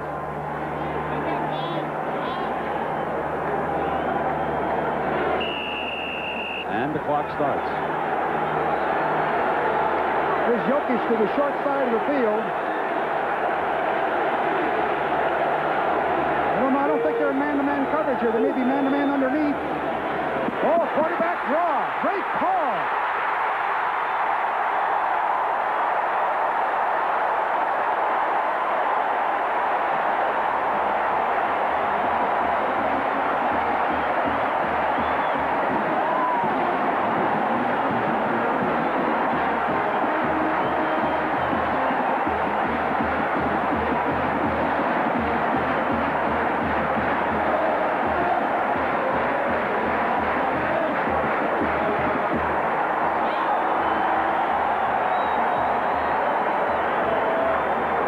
Jim Harbaugh dropped back, kept it himself. So in 3 plays, they go the distance. Gillette boots the extra point. And the Wolverines of Michigan are upsetting Notre Dame by a point. This was a great call. It was 3rd and 6. They went to quarterback draw. The Irish were deployed in man-to-man coverage underneath, but nobody was on the quarterback. Great blocking in the middle of the line. I think you got to give credit to the bench for making that call. Terrific job. The first thing they must do on a quarterback draw is occupy the nose guard. If you can't get the nose guard, this play is going nowhere. And they ganged up on Eric Dorsey. They fired off the line with Tabacino. He got help from his guard. They then ran it through. Gerald White came out, sealed off the cornerback touchdown. So in the 3rd quarter, Stakowitz, who set up that turnover with that kick that Jefferson couldn't handle, booms another one, and Timmy Brown for Notre Dame gets out to the 17-yard line. And that specialty team for the Wolverines with Alex Agassi as an assistant coach doing a marvelous job. Let's take you back to that touchdown by Michigan. The left halfback, Gerald White, will lead through and make a great block. Watch right here, the replay of it. The left halfback steps up, then comes right through and helps with number 74, who is Mike Hussar, and there goes Harbaugh and gets into the end zone. Steve Berline brings Notre Dame out. First down, Alan Pinkin and Frank Stams. And on first down, it's Stams. Gets across the 20-yard line, but the Wolverines are fired up. Great psychological lift for the Wolverines. Get that fumble, and that was the call. That was a big call because they would have had to settle for a field goal, and now they got a touchdown on the board. 83 Reggie Ward going to the right side. Split backs for Notre Dame. Tim Brown is out to the left.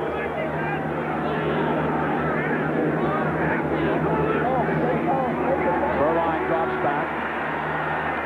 Incomplete, and it should have been caught. Ball was dropped by Reggie Ward.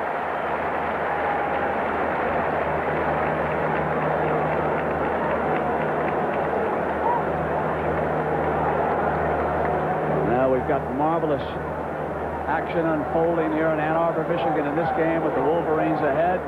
We've got more of the same coming your way next Saturday. The Georgia Bulldogs and the Clemson Tigers at 3:30 Eastern Time. And this afternoon, those two schools both dug in and went to work. They both came up winners this afternoon, and we'll have Georgia against Clemson. Berline quickly pulls out. Throws the ball high and incomplete. Well covered by Brad Cochran. Well, that series of downs was a fine one, Brent, for the Wolverines, but still Reggie Ward dropped a first down pass on the second play, and now the momentum is without question shifted in the favor of the Wolverines. That was Ron Hudson, the quarterback coach, talking to Berline. Dan Sorensen will punt, and Eric Campbell, number 5, now steps back inside the 40-yard line. They put pressure on the kick. It was Cochran coming hard. Michigan lets it bounce. Now Campbell tries to field it unwisely. Ball is loose. Notre Dame goes for it. They get the big turnover. Eric Campbell, who should have let the ball roll dead, didn't. Now you've seen the momentum shift. The second half has been more action in the first 3 minutes than we had in the whole first half.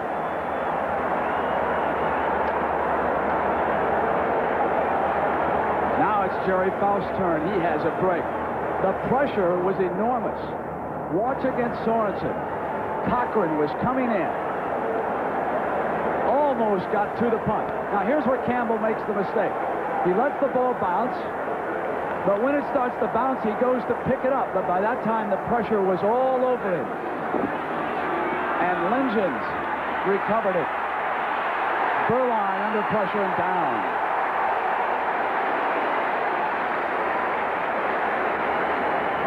Well, I think that was a terrific break, I think, for the Irish. I think Eric Campbell might have thought that that ball, as it came down, touched one of his players. Otherwise, I don't think he would have gone after that ball. But the Irish have had open receivers most of the afternoon. I think the Wolverine defense is going to be hard-pressed here because Berline can throw, and he's got a whole group of great receivers. Let's see whether or not he can connect. Might go to one here. It's 2nd and 13. He'll run the draw with Pinkett. Mark Mesner again. Let's keep in mind also that Carney can put them back ahead, even if they don't have to score a touchdown to get back in the lead again.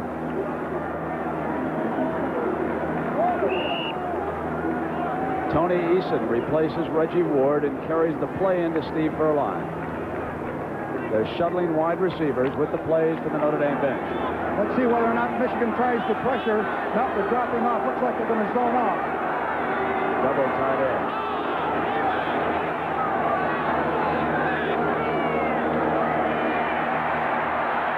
Berline. And Rader catches it, crashes to the 15-yard line. Good poise by Berline that time. He stayed right in the pocket. He was getting a little heat and drilled the ball right into Rader. Rader almost dropped the ball, though. One of the players Notre Dame had to replace is Mark Bavaro, now a tight end with the New York Giants. So they switched Tom Rader from defensive tackle into tight end. And here he is with a big play, juggling the ball, but showing marvelous concentration and getting inside the 15-yard line. It'll be spotted just inside. Mallory just couldn't get to him. Number 42 was chasing.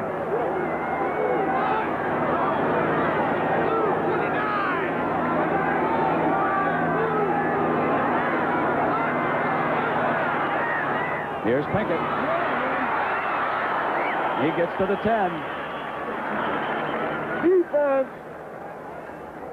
Garland Rivers making the stop, and John Carney standing on the Irish sideline. He already has kicked 3 field goals, 34, 31, and 47. Well, good blocking that last play by the Irish right side. They drove the Michigan defenders off the line of scrimmage where Pinkett had plenty of leverage there. good support from the secondary, but doggone good blocking. It's the best blocking I've seen by the Irish line. 2nd and 5. 2 tight ends again. Pinkett up the middle. Squeezed out and battled for 2 more yards. Another big down coming up for the Irish. This is where the going gets tough down in here when you get down to that 10-yard line. You have less field to defend, and you can do a lot of things defensively that you normally wouldn't do out in the middle of the field. There's Bo. Seems fairly calm right now. Although he'd like to see him hold him here and force a field goal. We've got to get to the 5-yard line. Here's the 3rd down play. A power formation, Pinkett, and he is stopped short. Pinkett does not get the 1st down.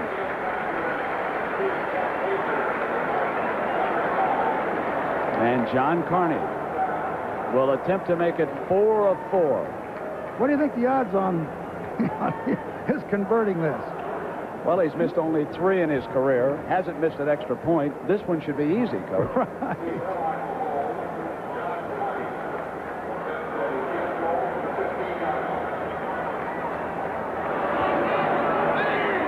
It's 25 yards. John Carney is 4 of 4. Another day at the office. Boy, I'll tell you, routine. And Notre Dame leads Michigan 12-10. But it's Michigan's turn at bat next.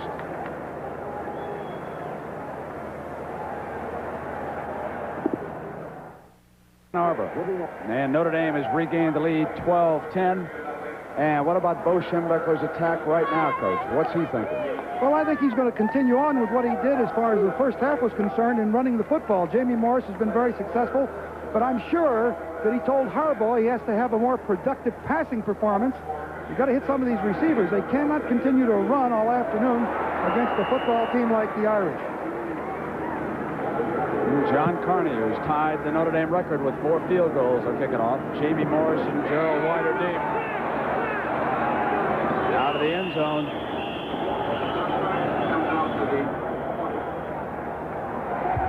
Of course, coming next on CBS, the Marlboro Cup from Belmont. Can Track Barron wind up the horse of the year? This could be a big step for him. He'll challenge again Chiefs Crown, the winner of the Travers. Gate Dancer is there. We'll be going live to Belmont right after our post-game show with all the scores in college football this afternoon. 8 minutes and 14 seconds. And Jim Harbaugh brings the Wolverines to the line of scrimmage. Gilvani Johnson checks in at wide receiver. He and Jokic. Jokic is to the left. They'll swing it out. Incomplete. Interesting 1st down pass again by Schembechler. Jokic hasn't caught a pass in this entire afternoon. 6'8", 240 pounds. He's been close, but hasn't had one yet. Almost had a touchdown here in the first half. He's a basketball player on the basketball team, as you know. I just throw that ball up there and like he was rebounding.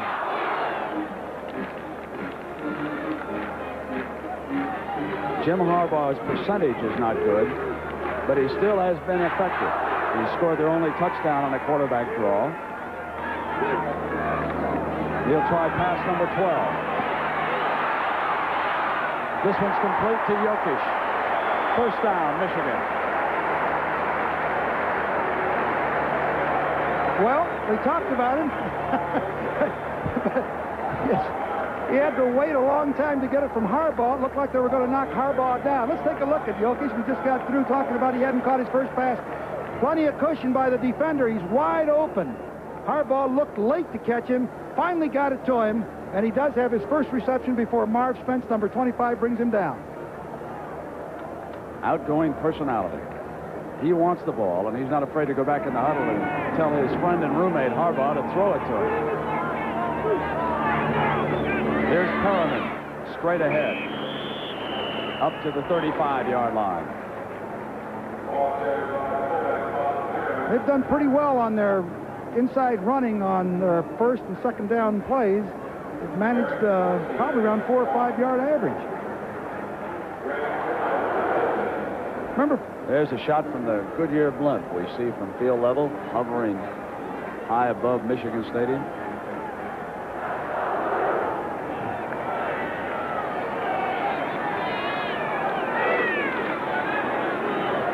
Second and 5. Split back behind Harbaugh.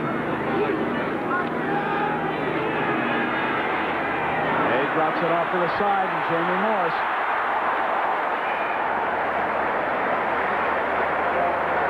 Setting up a little screen to the weak side. Jokic drives off the defenders. The pass rush came in, and they've been able, that's the second time they've run that play successfully. Now watch Robert Banks, an outside linebacker, get back as Harbaugh looked off the defense beautifully. Then got it to Morris, who came slashing in underneath the blockers. And Banks whacks him down. But it's another Michigan first down.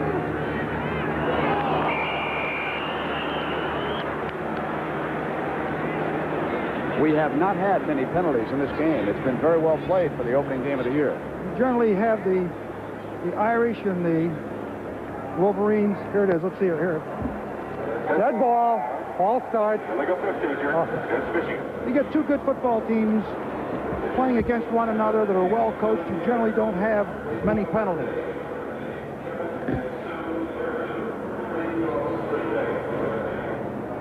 Georgia Tech, we'll see them later this year on CBS.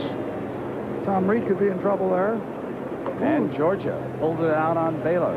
And Clemson a winner. And we'll have those two next Saturday on CBS. And Michigan State over Arizona State just down the road in East Lansing. That's the Darrell Rogers connection. He coached both those teams, and now, of course, he's with the Detroit Lions. Here's Morris. Short of the 45. Well, they got the 5 yards back that they lost in the...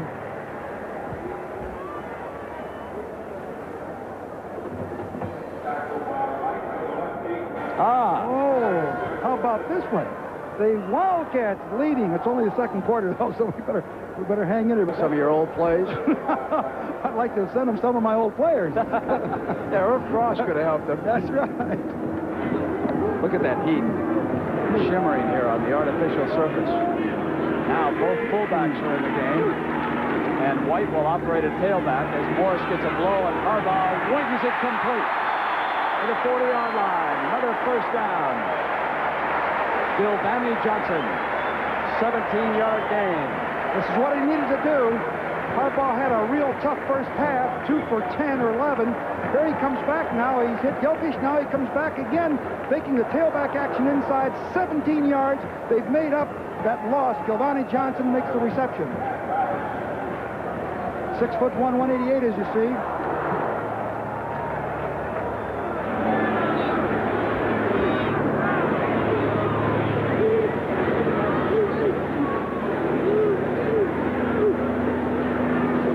Fullback Perriman gaining a yard against Dorsey and Wally Klein, no more. Number 96 there, Klein is 6'9", 274 pounds, out of Midland, Texas. All right, here's Tabachino going to work against Dorsey. Number 77 with the ball. The center just moved over there. Okay, you stand him up there. He throws him off. Dorsey throws him right off and comes in and makes a play. No question about who won that battle. Dorsey. Morris returns for the Wolverines. 2nd and 8 here in this formation. Roll out.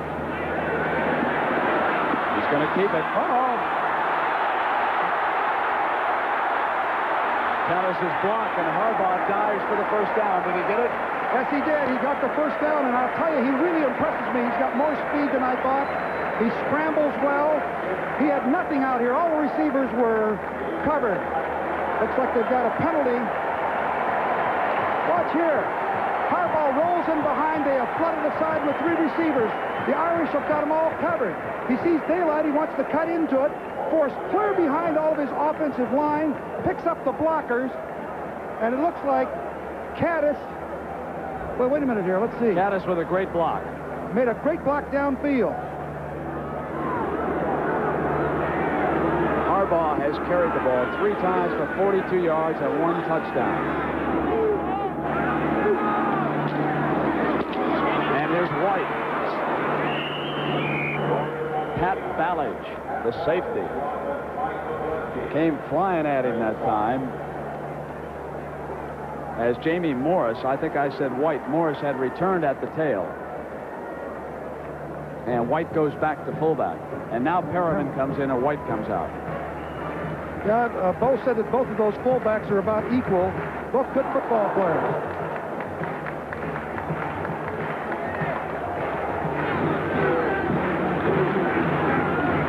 Second and 8.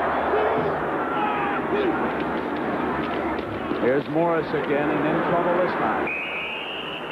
No hole against that Irish front. Looks like Dorsey was in there again, doing a good job. Wally Klein, that whole interior. Greg Dingens. That sets up a tough 3rd and 7, but with Harbaugh's running ability, that has added a new dimension here for Schembechler. It really has. I was surprised. Didn't realize that he could scramble as well as he did. And he's throwing much better in this second half. Better receivers, or I should say they're open a little better than they were in the first half.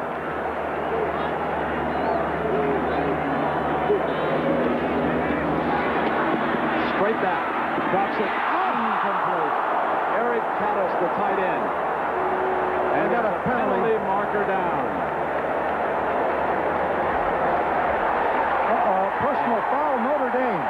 Boy, that is a tough call. Wally Klein, the right defensive tackle, came in and took Harbaugh late, and that is a very costly penalty because it would have forced a field goal situation. Roughing the passer. First down.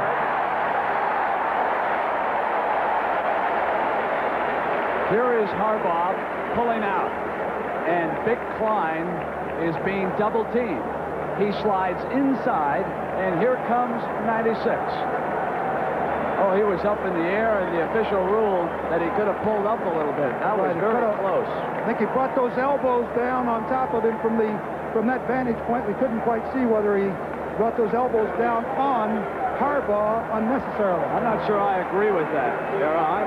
It's a tough call. Let's see from the...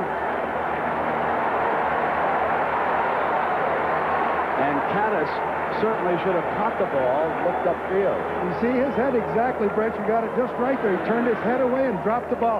He would have run down where the ball is now anyway, untouched. I think it would have been very difficult for Klein to pull up and not hit Harbaugh in that situation. The Irish got a bad break. Now they'll have to live with it. 1st and 10 inside the 15-yard line.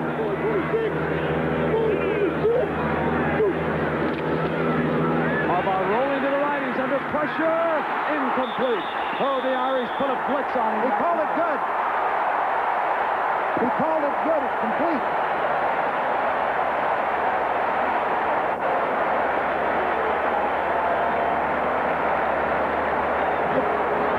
Take another look here. I think he called this complete. Harbaugh almost gets taken by Lawrence, number 23, right there.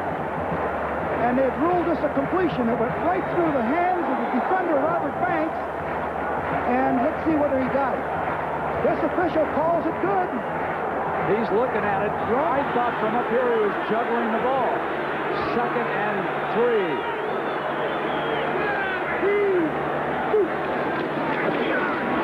And it is White inside the 5.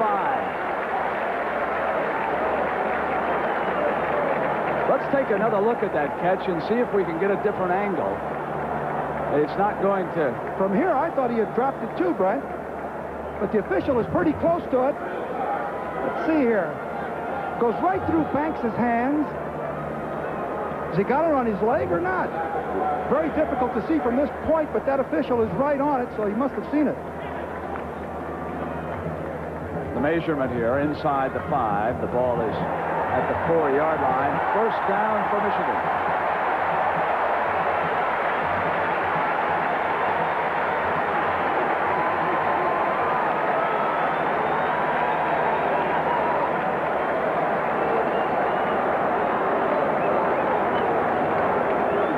their 17th first down. And you remember what Bo Schembechler told us at the top of this broadcast. 20 first downs, and he's in this game. And he's sure right about that.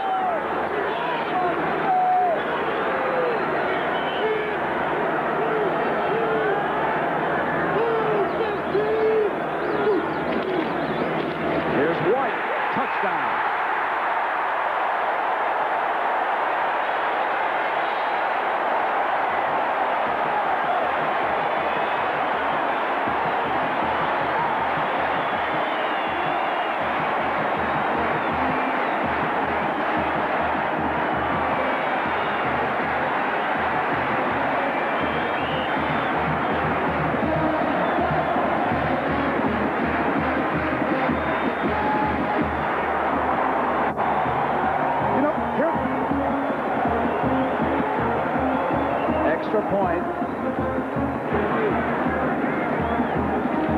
Gillette. It's good. Great blocking on the left side of the line on this touchdown. Let's take a look at it here from the Irish ground level view. Look a little bit to your right of the screen. Harbaugh fakes to the fullback up the middle, hands on a little counter. Look at that hole right there. Mark Hammerstein made a beautiful block to left guard, and the score was easy for Gerald White. And the emotion of the moment as the Wolverines have jumped back into the lead. Bench. Gerald White delighted to have put his team back in the lead. The best thing about this lead is that John Carney can't regain it with his 5th field goal. It's going to take a touchdown on the part of the Irish, or 2 field goals by Carney, which is certainly possible. I'd forgotten that. Yeah, right. Well, Sutkowitz will kick it off for the Wolverines. Barefoot. How do those barefooted kickers do it? What did he say the other day at practice? He says he wants to feel the ball on his foot at 20 degree temperature. I'll tell you, he feels it.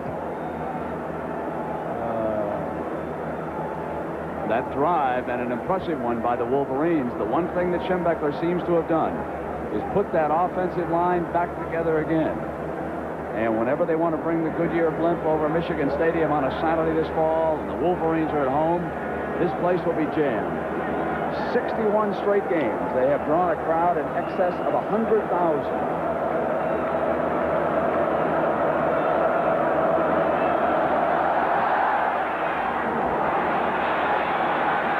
Tim Brown intercepts one intended for Hiawatha Francisco and slips down at the 20. You know, the big play in that drive of Michigan's was that doggone penalty. It really hurt the Irish. Now the Irish got to pull it together. And our captain up there, John Moran, this is the 60th year that the Goodyear blimp has appeared at the nation's top sporting events. They get some remarkable pictures up there, don't they? And what a beautiful day to be shooting from the blimp. 17-12, 1 minute and 9 seconds to go in quarter number 3. Here's Pinkett up the middle. Andy Moeller slammed him down, and Eric Campbell, the wide receiver for Michigan, with a shoulder injury, being tended to on their bench. And of course, that is the reason why Gilvani Johnson has been in the lineup for the last offensive series. Looks like it might be a separation the way they were wrapping it. And of course, he got whacked hard on that punt when he fumbled it and turned it over. Jefferson, the Irish, was hurt when he fumbled the kickoff. Berline to throw it, steps up in the pocket, and he hits Ward beautifully for a first down at the 41. Boy, Berline did a nice job of staying in the pocket, staying poised. He sees well. He's got good peripheral vision.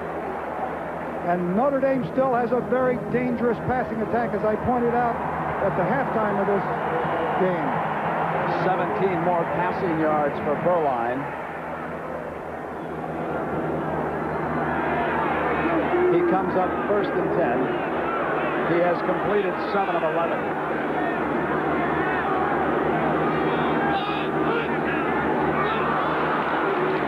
Pinkett across the 45. blasts for 5 more yards behind that big offensive line as we come to the end of quarter number 3. Michigan scores 2 touchdowns. Notre Dame adds a field goal. It's 17-12. We'll return after this commercial break and a word from your local station. Your contract between Michigan and Notre Dame. How did this agreement come about? Happened in 1970, Brent, when I brought my team up here to work out on this AstroTurf or tartan turf. We had never played on a synthetic surface, and we wanted to work out on it before we went over to play Michigan State. So on the Thursday night and the Friday night, we worked here.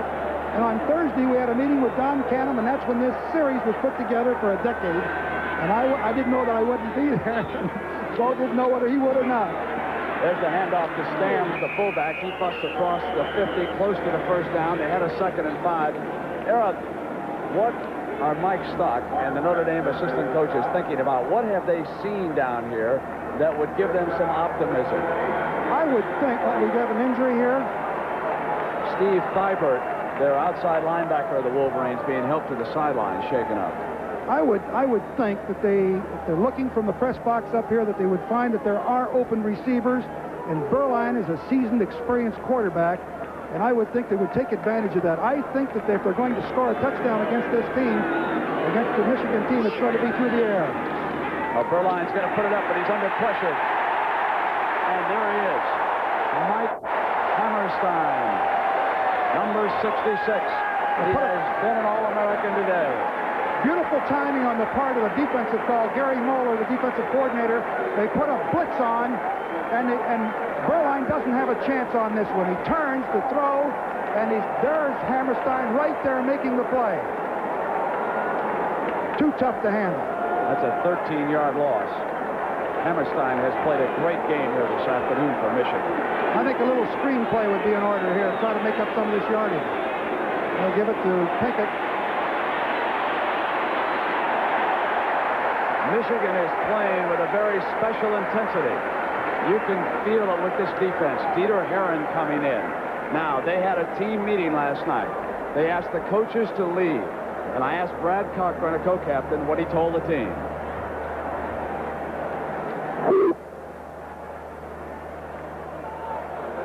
And I think one of the problems is we didn't have the emotion, and that's what we worked on. And basically, we call it hoot and holler. We got them all jacked up and yelling and screaming.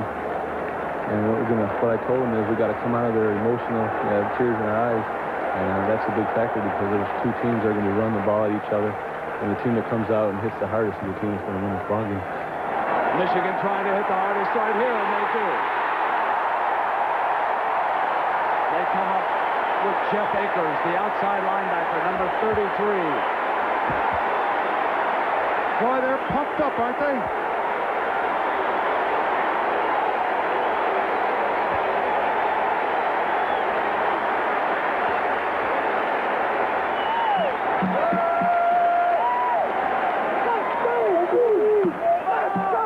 Gant set back deep. He replaces Campbell to return this punt for Michigan.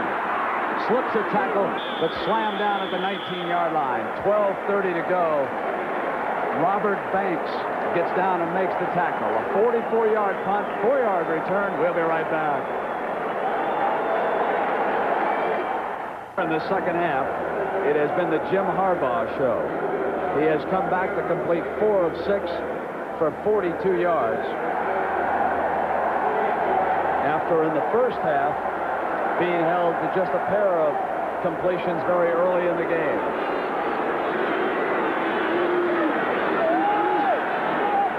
They switch into the I formation. Jamie Morris is the tailback. Here is Morris, cutting to the right and slammed down. Looking at Morris, of course, there's another great running back down at Auburn. And that's Bo Jackson. Let's check in with Pat Hayden and see what he's up to today. Brent, as Arrow knows, there's no defense for the impromptu play. Watch Andrew Anderson, Southern Mississippi's quarterback, use his athletic ability to flush himself outside. 78 yards later, Lionel Alston, the receiver, pulls it in the end zone. That makes the score 19-9. Southern Mississippi intercepted a pass, kicked a field goal. It's now 19-12 in the third quarter. Back to Brent and Arrow. Back here, it is 2nd and 8. Harbaugh pulls out for Michigan. Pressured, Now he throws on the run, almost intercepted. DiBernardo, number 43, an outside linebacker, was in the lane and almost snapped it off for the Irish.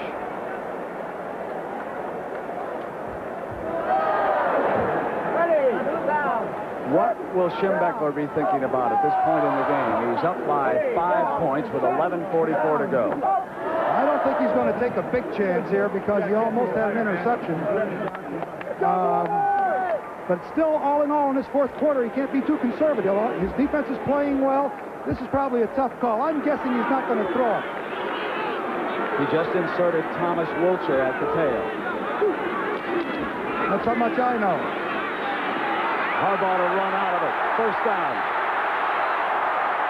Out to the 44. I told you he wasn't going to throw the ball.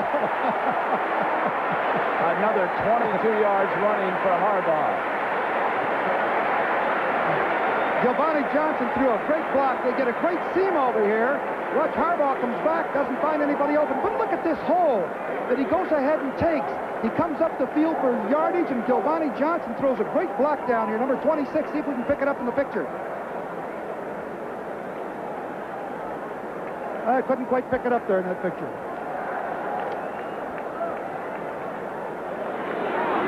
First and 10. Ball is at the 44. They'll run Morris. He's across the 45 to the 47. The clock is down to 11:08.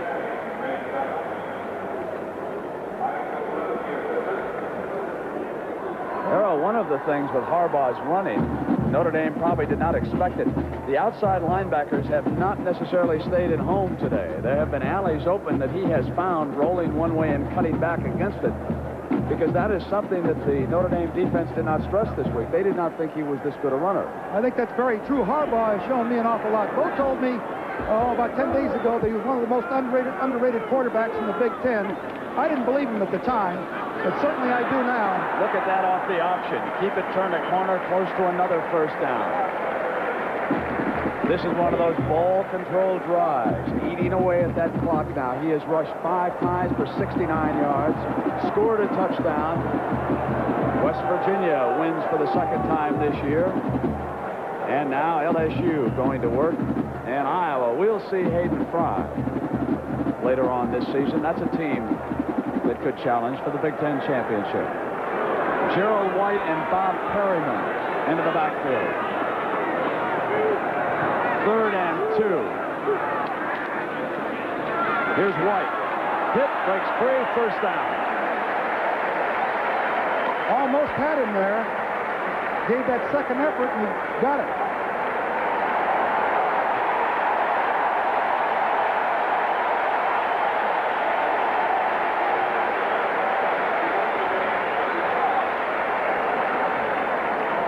Well, Bo said he wanted 20 first downs and he'd be in this game. He now has 19 and probably will get 20. It is an emotionally charged arena right now.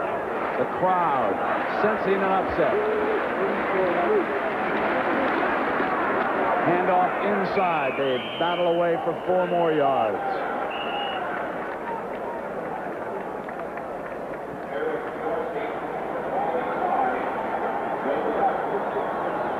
Kowaleski being helped up. Now Dorsey. 2nd and 6 will be the situation.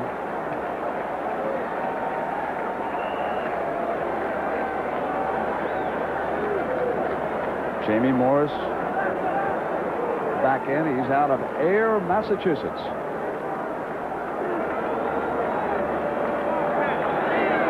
Tabachino ready to snap it to Harbaugh. Jimmy goes long for Jokic, who's open.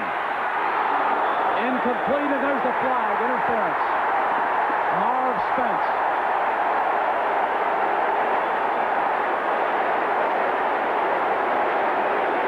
I don't think there's any doubt about this, Harold. Yeah, he pushed him beforehand. It's a 15-yard penalty.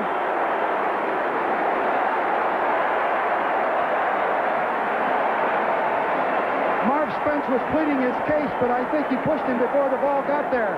There's Marv Spence, number 25, Jokic, number 84, right there. Oh, yes. Yeah. As a matter of fact, the ball hit Spence in the back of the head. If he'd have turned around, he might have intercepted it.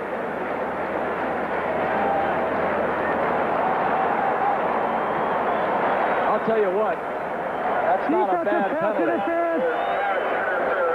That would have been a touchdown in my estimation. Exactly. If he'd have let it go, and as it is, it's a 15-yard penalty under this rule, so the ball's on the 26. And that rule was just changed, you know.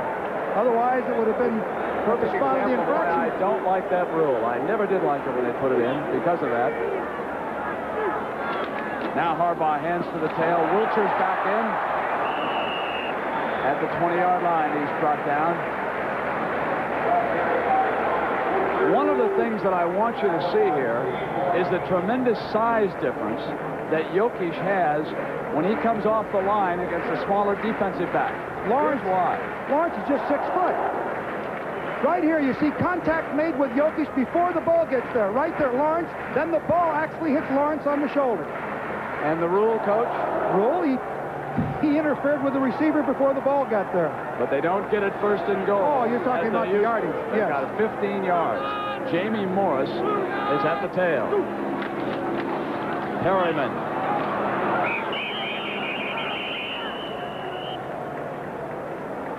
Very superb play selection by Schembechler's staff. You don't know whether Harbaugh is going to hand off to the short man, pitch to Morris, throw the pass.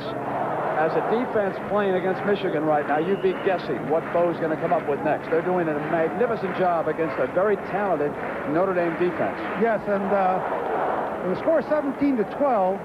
This is a big play for the Irish. If they can hold here, they can force a field goal to make it 20, and they could still tie it up with a touchdown and a two-pointer.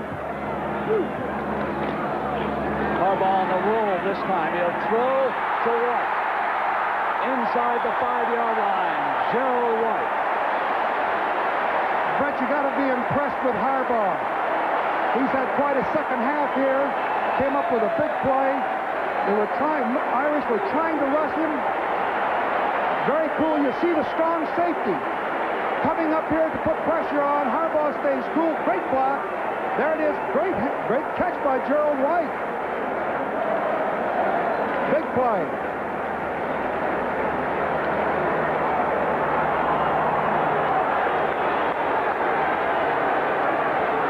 He brings him up in the eye.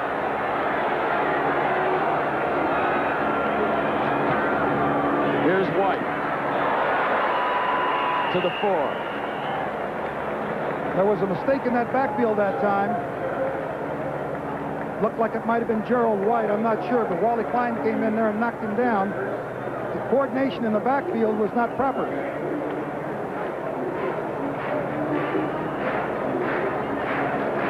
Look at the difference in the rushing yards, Brent. 230 for Michigan and 108 for Notre Dame. You'd say that Michigan is vintage Michigan again. Second and goal and 6:34 to go in the fourth quarter. Michigan up by 5 and threatening again.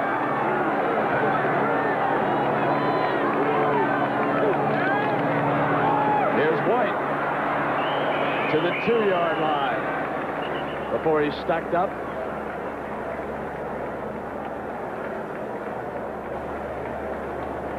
Harbaugh picking up the signal. This is another thing. For the first time in Schembechler's coaching career, he is signaling from the sideline. He used to give the play transferred from either the offensive coordinator or himself to a messenger. The messenger would relay it to the quarterback to the team. Now he just flashes it. Harbaugh wants a timeout. He doesn't like what he sees. So while Michigan talks it over, we'll take a break. 5:49 to go. We'll be right back in Ann Arbor. Let's go blue indeed. They're smiling in Ann Arbor once again.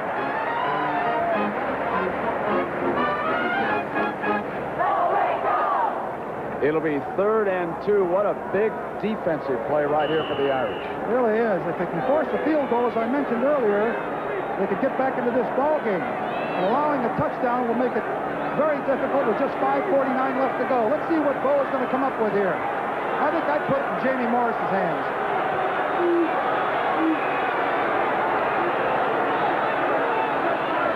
Possible option. Great defensive play. And they were trying to run the option play down the line. Cedric Figueroa, number 48, came crashing across. Watch, Michigan is going to try to run the option. They fake the ball to the fullback, come down the line, but Figueroa comes right in, unblocked, and stops that play cold. Great defensive play. This is the front that Michigan was up against. Figueroa got off the block by the back who couldn't kick him out. Rode in, and now it'll be Gillette with the field goal attempt. And it's a big one. Yes, it is.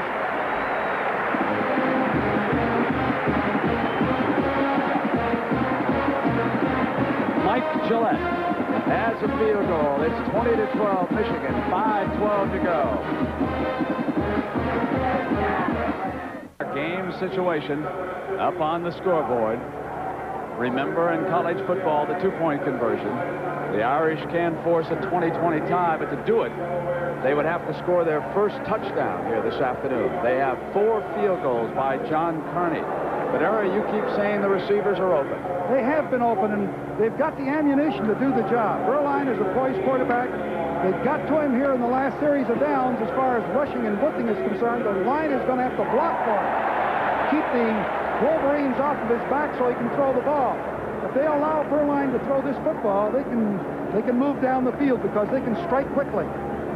Hiawatha Francisco. Set back deep.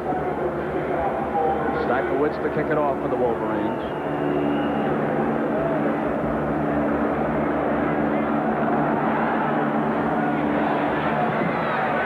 Takes a high bounce. Tim Brown will down it. It'll come out on the 20. Oh, we want to check in on Bo Jackson and Auburn. Let's go to New York and Pat Hayden. Pat? Well, Brent, you asked about Bo Jackson earlier. He's having a sensational day. Watch the raw power here from the 3-yard line as he gets in. He has 143 yards on 21 carries. The Tigers lead 26-12 in the third quarter. Let's go back to Brent Nero. Another big afternoon from Bo. And speaking of Bo, we got one here by the name of Schimbeckler who's having a big day. First down for Berline.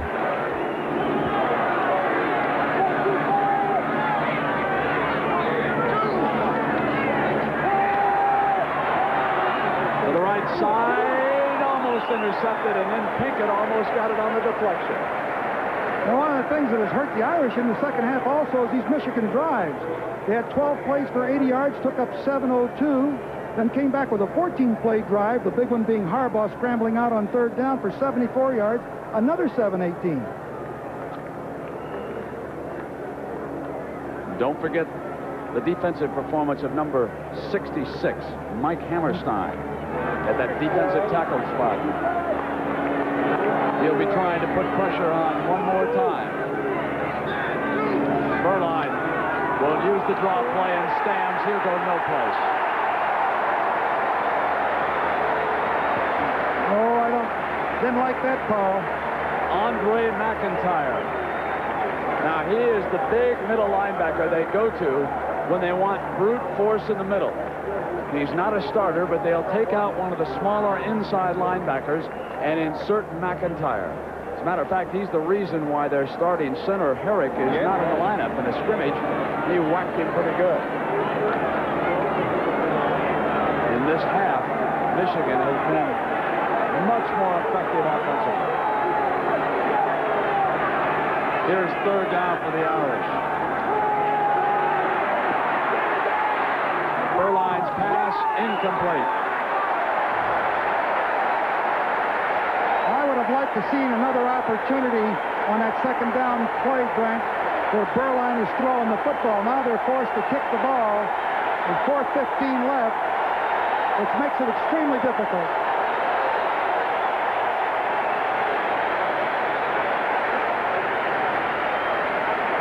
Garland Rivers was the defensive back, and like many of these Michigan players, he's had himself an afternoon.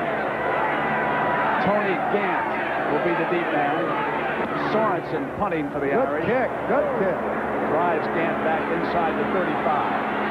Nice cut. Oh! To the 47.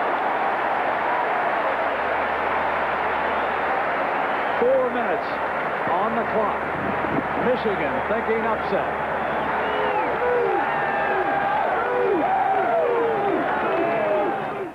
CBS, and we pick up just where we left off. Remember that Thanksgiving weekend down in the Orange Bowl? Doug Flutie dueling it out against Bernie Kosar. Then the Cotton Bowl, it was Houston's comeback, which came up short. And now it's Michigan closing in on an upset. This is the beginning of another great year here on CBS. Jim Harbaugh brings the Wolverines up. 4:02 on the clock. Michigan leads Notre Dame 20-12.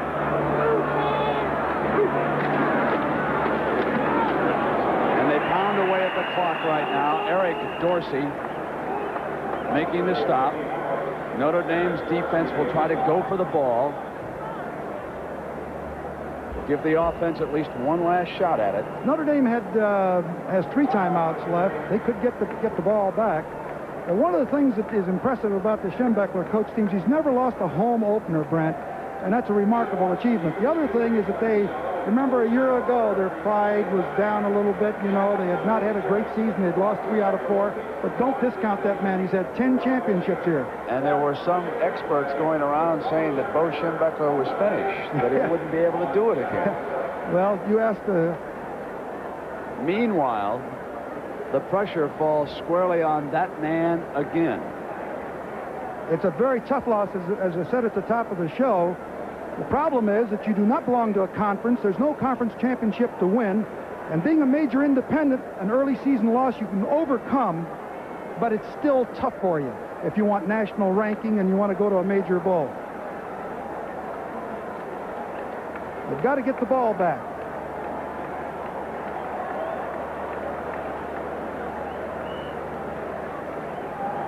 George Kelly, one of the linebacking coaches, conferring. Brigham Young on the rebound. Opens up a 17-point lead on Washington, second quarter. Let's see what they come up with. They'd like to keep that ball away from the Irish. Are going to have to make first downs. There's more. Well, they'll do it that way. Fumble, Irish ball. Picked up on the run by Troy Wilson. That's what the Irish needed to get that ball back. Troy Wilson gets the turnover at the 3:43 mark.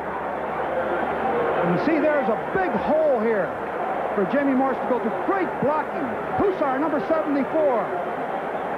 Morris shakes loose. There goes the ball. It was caused by Ballage, number 40, knocked it loose from him. Troy Wilson picks it up, but he cannot advance the ball. The ball hit the ground. You have to catch it in the air to advance it.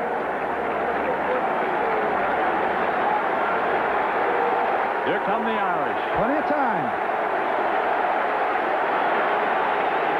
2 tight ends and 1 running back and 2 wide receivers. 2 receivers quick on both sides. There they go. 4 men out. Oh, but late. Berline threw it just a little bit behind him. It was Rader. Steve Berline is feeling some enormous pressure right now from that defensive front. Billy Harris, Mark Mesner, and Big Mike Hammerstein, number 66, again was in there all over the Irish quarterback. And he threw the ball just to the outside of Rader, the tight end, number 90. Now it's 2nd and 10. Same formation again. They're going to go flooding the sides. 2 quick receivers, both sides. We'll see what the anticipating zone from the Michigan team. Ward's got it. First down at the 48.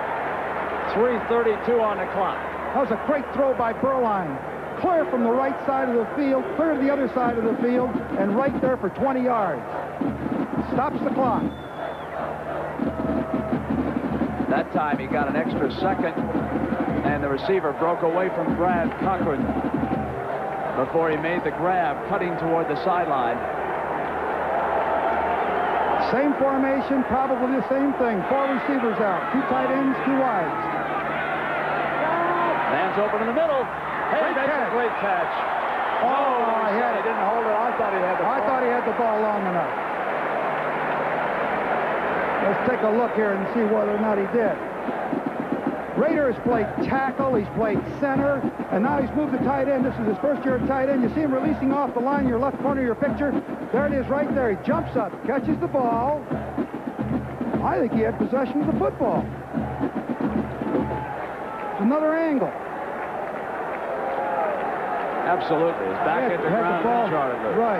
Notre Dame has got the worst of the breaks. There's no question about that. 2nd and 10. Quick pop over the middle, incomplete, intended for Rader again. Tried to hit Rader again because he was the hot receiver. They were blitzing, and he picked it up, but the Wolverines recovered quickly. Burline threw the ball just a little low. You got a big down coming up for the Irish. 3rd down. They need about 7 yards. Alan Pickett's parents watching nervously, hoping that the Irish can get back in. Burline in the second half is 3 of 10 for 51 yards, and the son waits in the backfield to see if they'll throw to him this time. Burline looks.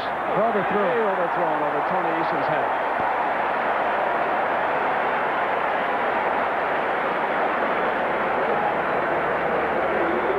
Now, that's one of the few times this afternoon I've seen Faust grab a headset. 3:08 left to go. He's deciding on whether to go with it on 4th down. I think he is, because they only have 2 timeouts left.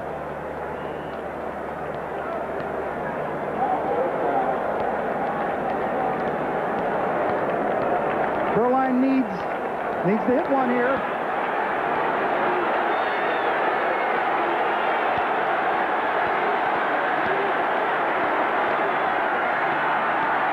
There he is. Great throw. Pinkett, 1st down at the 30. Boy, that was a big play. 4th down. He beat Andre McIntyre that time. Pinkett came out of the backfield and circled across the middle. The other play in the last series, he's wide open on the same play, the counter play of that, but Burline didn't find him. He found him that time. A very critical call for the Irish and a big play. 22 yards, and Burline was under enormous pressure. Did get it off, and Alan Pickett, backing up, made the grab for Notre Dame. Clock runs down to 2:40. Incomplete, overthrown, wanted Pinkett again.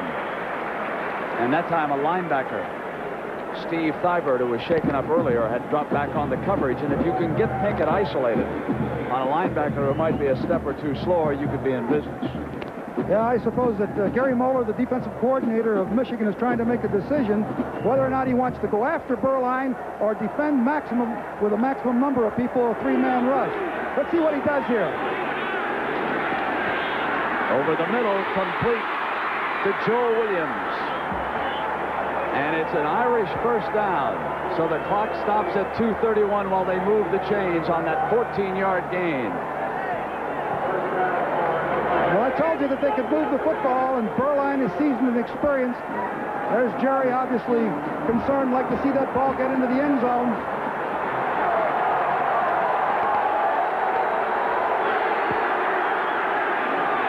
Burline with good protection. Hits Stams, the fullback. He's inside the 15 to the 13-yard line. Plenty of time. Ivan Hicks. Dieter Herron's coming into the ball game. Winding down to the 2-minute mark.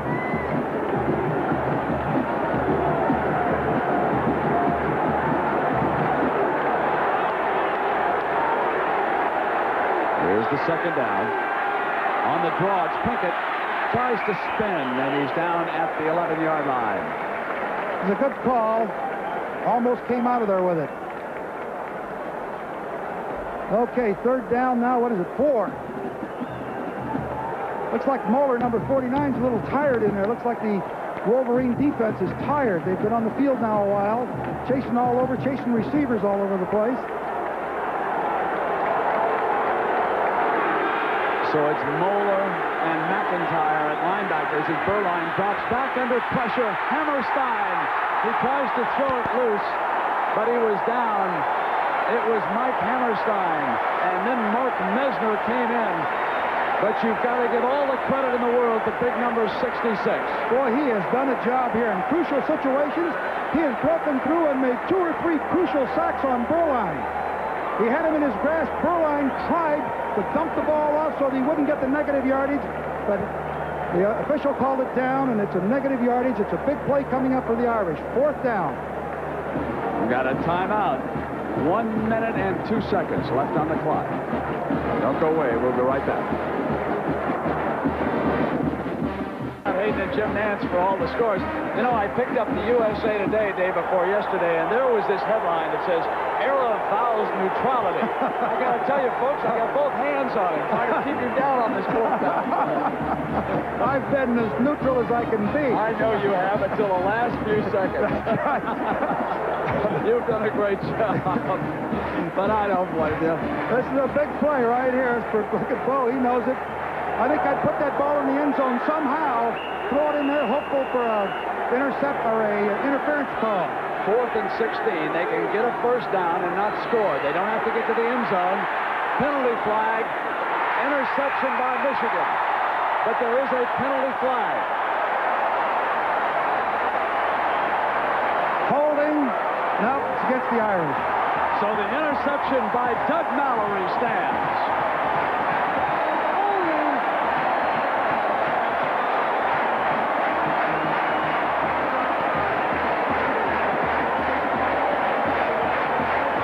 Here's another look at the play. Now, Burline pulled out, and the offensive line was so intent on keeping There's the holding right there that they tackled him to the ground, and thus the holding call. Now, watch Mallory come up from center field and pick it off. I think I would have tried to put that ball in the end zone, Brent, hopeful of an interference call or anything, because they needed to go to the 2 or 3 yard line for a first down. They might as well put it in there on 4th down. The throw would not have taken them there. 56 seconds. Harbaugh goes down on one knee. Notre Dame with 1 timeout left. Now, there's a guy that I said at the top of the show is a winner. So's that young man. He's even though a he winner. could come up a loser here this afternoon. Nobody in the country that is an active coach in Division I has as many victories as Bo Schembechler. You can't count the man out. He had a down year last year. It was a 500 year. But there's too much pride and tradition at Michigan not to count them out of any kind of a contest. Jerry has a great football team. I think they're going to be all right. I think the bad break on that opening kickoff of the second half really hurt. Psychologically, the momentum shifted, and they never did get the ball into the end zone for the touchdown. They also made mistakes in the first half and settled for field goals when they were on drives that could have put them in control of this football game. There was a 5-yard penalty when a tackle picked up his hand down here. That moved them back 5, and they had to settle for a Carney field goal. They never got the touchdown that they needed, or touchdowns that they needed. Well, the Chevrolet most valuable players of this game are, and here's a young man, Jim Harbaugh, who came in here this afternoon and did a magnificent job at quarterback for Bo Schembechler. John Carney, of course, was his usual brilliant kicking self for Notre Dame, and a check in the amount of $1,000 will be donated by Chevrolet to each college's general scholarship fund to further assist qualified students in all chosen academic fields. And you called it, Brent, at halftime when we were away. You said that Harbaugh, even though he's 2 for 11, is playing much better than that, and certainly he bore that out in the second half. A couple of those passes were dropped, like that one by Jokic, and I just felt that he had a lot of confidence, and the crowd now senses that it's all but over. Notre Dame without a timeout, the clock running down, and the unhappiness on the other side of the field. Well, it's a tough loss, tough opening loss. As I said also earlier, that this is a game that neither coach wants to lose. There's Bo.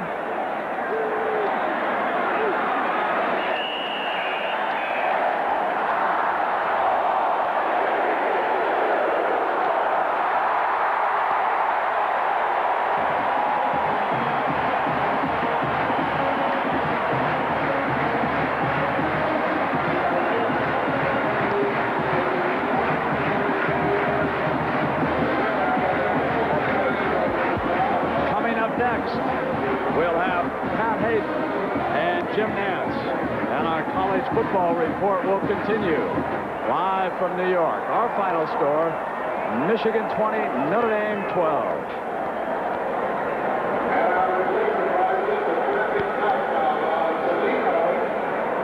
One final look at the hero here for the Wolverines. Jim Harbaugh has called the quarterback draw. He tucks it away. and scores the touchdown. And the Wolverines are in business. Take it away, Jim Nance. Thank you very much, Brett Musburger. And again, that final score, 20-12, Michigan over Notre Dame. And Pat, with all that talent, the Irish still couldn't pull it off today. Well, Notre Dame was really their own worst enemy. 2 miscues there in the second half led to 2 Michigan touchdowns. It's the same inconsistent team that we've had under Jerry Faust for a number of years now. All right, Pat. We'll be running down as many scores as possible when the College Football Report continues on CBS after this word from your local high school program. Faust has been a lightning rod for controversy. In a strict football sense, he has fallen short of what's been expected, fairly or unfairly of him. Yet he has doggedly pushed for things to be done his way from start to finish in each of his players' careers. You're here for education first and football second. But the thing is, we want you to do great in both, and you will. In so many ways, life at Notre Dame has been like the proverbial roller coaster ride for Jerry Faust. The precipitous ups and downs. In 1981, just 1 week into his first season, his team was ranked #1, but the Irish finished 5-6. There were the twists and turns in 1982 and 83, and 3 straight defeats at home last season. But in the face of criticism, he held fast.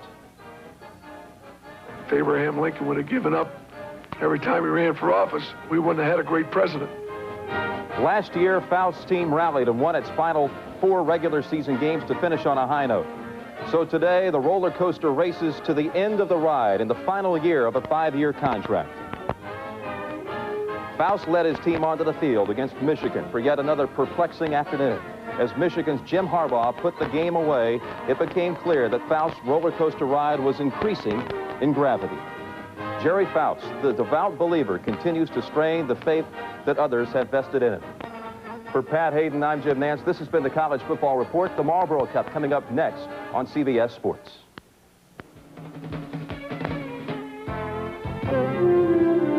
From Belmont Park, CBS brewers of America's finest family of beers for over 100 years.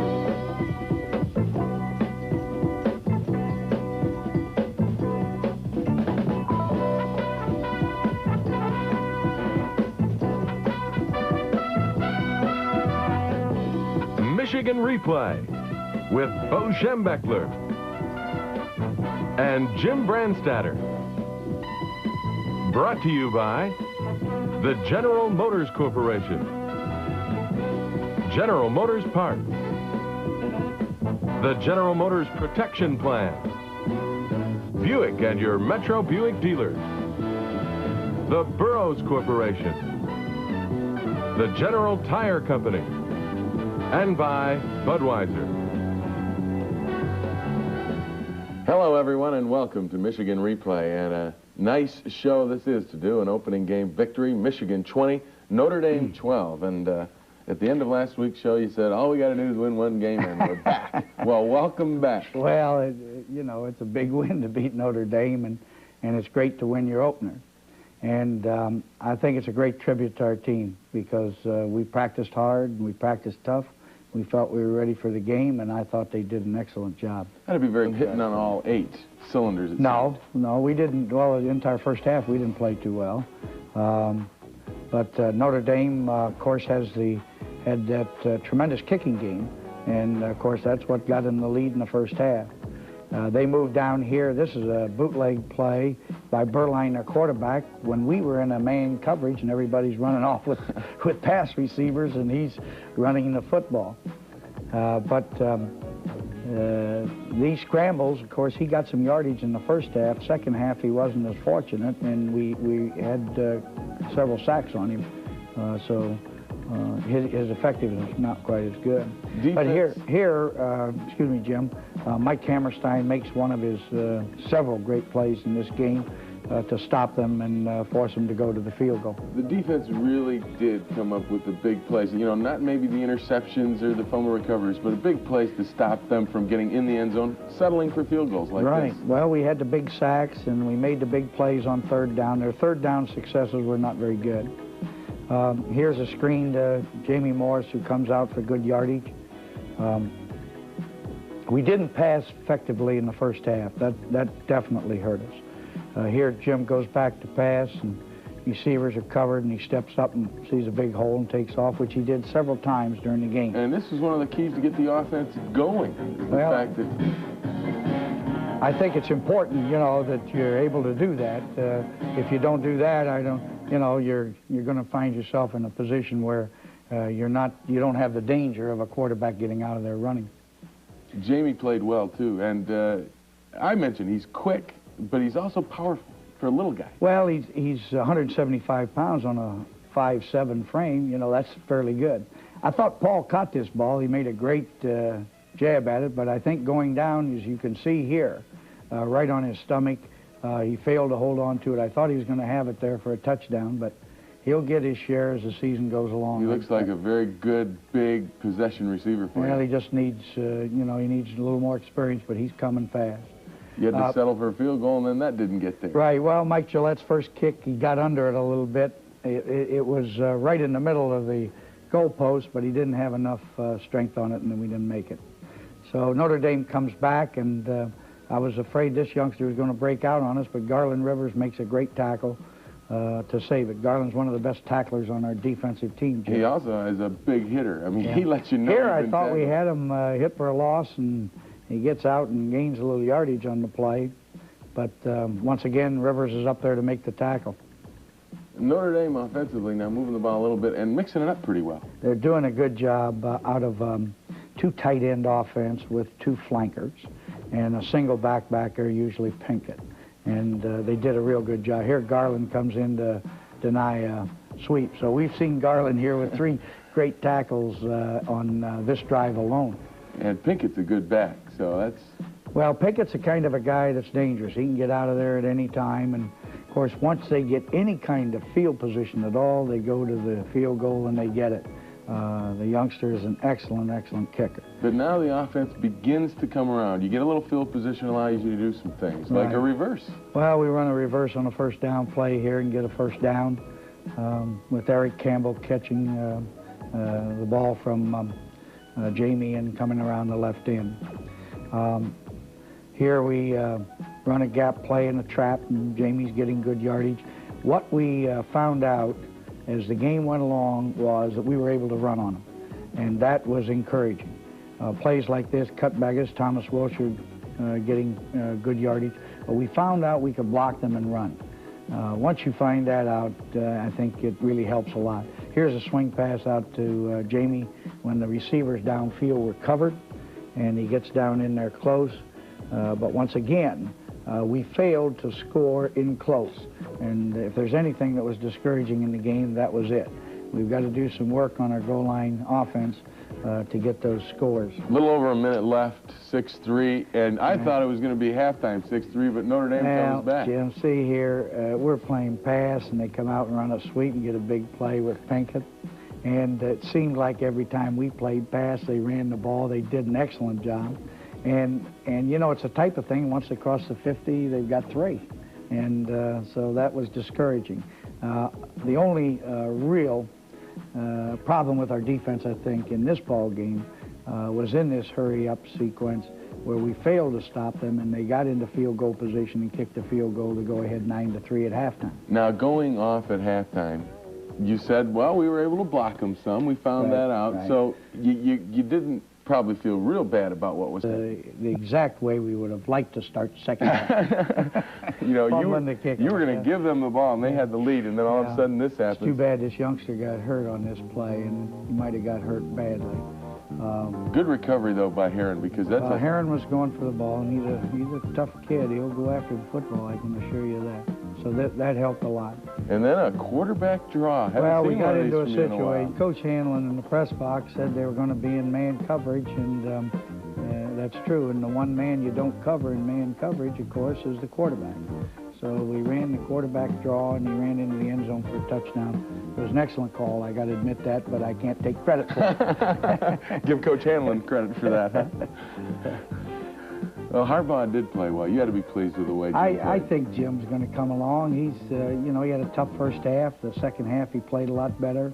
I think as the season goes along, he's going to get tougher and tougher. And here, you give it right back. Well, in defense of Eric Campbell, I think that on this short kick, He thought that the ball hit one of his teammates. If that's the case, he had to recover it.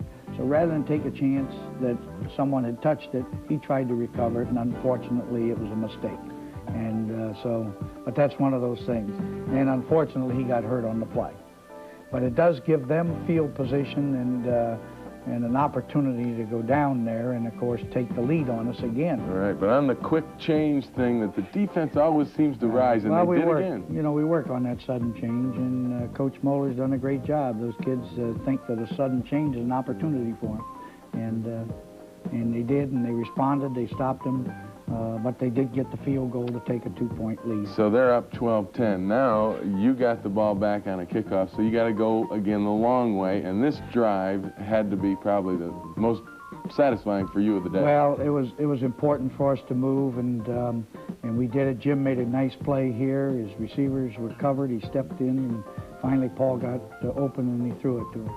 Here's a pass to Gilvani Johnson for a first down, and so this drive is what you would like to think would be typical of the drives you want this year. Jim comes rolling out here and then has some other ideas. I hope he doesn't do this too often, but in this particular case, it worked out all right. And he got a first down scrambling. It's a 3rd down and 7 situation. This is a very key play. And Jim throws the ball here to Eric Katz. Unfortunately, Eric's got a field to run in all day and drops the ball, but they roughed our passer, and it was a break for us, and we got the ball. Here under a blitz, Jim throws probably a pass he might probably shouldn't have thrown. And but fortunately, Bob Perriman made a great catch, and then we got the ball down to the near the 5-yard line, ran a counter play on the goal line, and got in for the touchdown. Notre Dame comes back. You know, they're not out of it yet because they've got some decent players, good quality, skilled people. I think you're a little better than decent, Jim. But once again, I think the defense comes up. This is where the defensive line and the linebackers get it done with the sacks. Right. The sack is important. Here is Mike Hammerstein again with a big play, and he's tough to handle in pass blocking. I can assure you that. We've worked against him all fall, and he does an excellent job. So we get the ball back, and Jim scrambles and gets big yardage here, puts us into Notre Dame territory. Are some of those designed scrambles, or is it just Jim I think has to recognize it? That's right. He's got to recognize when he has an opportunity, when he doesn't. Here's a deep pass, and I think this shows obviously pass interference. He runs right into Paul Jokic, you know, to deny him an opportunity to catch the ball. It's a 15-yard penalty and a first down, so we get the ball and we roll out and on a great catch by Gerald White. He takes the ball inside the 5-yard line. Here's where we've got to start doing a better job. We were forced to go with a field goal again, and the margin is now 8 points, which means Notre Dame this late in the game had an opportunity to tie us. Now, we should have scored a touchdown there and put that game on ice, and we didn't do it. Here we were going to do it again when we got possession again. Jamie runs down inside the 40-yard line, but unfortunately the ball is knocked loose. And that was the second turnover, and a big one, because this gives Notre Dame a chance to come back and tie. And they hit this pass here on a 3rd and long situation, gets them a first down. Now they're close to midfield, 4th down and 10. And Berline does a great job throwing the ball to Pinkett. Pinkett makes a fine catch. And they're down in our territory and threatening. And it's nail-biting time at this point. It appears that way for that young lady. It's 3rd down and 5 here, and here we go again with a big sack by Mike Hammerstein. And now they're in a long yardage situation. They go to pass, and they tackle Mike this time. See him tackling? And they throw the flag, but we intercept the ball when Doug Mowry dives in front of the receiver and run out the clock, and the game is over. Game's over. Michigan beats Notre Dame 20-12. Good opener for you. We'll show you what happened in Lou Holt's debut as head coach of the Irish. They had a Lulu of a game with Michigan. There were Holt's era at Notre Dame. What a way to start. Turnovers and a bad kicking game cost Notre Dame the game. And that's not what we're going to see from Lou Holt's teams down the line. I can guarantee you that. There was just a little bit of interest generated by that game.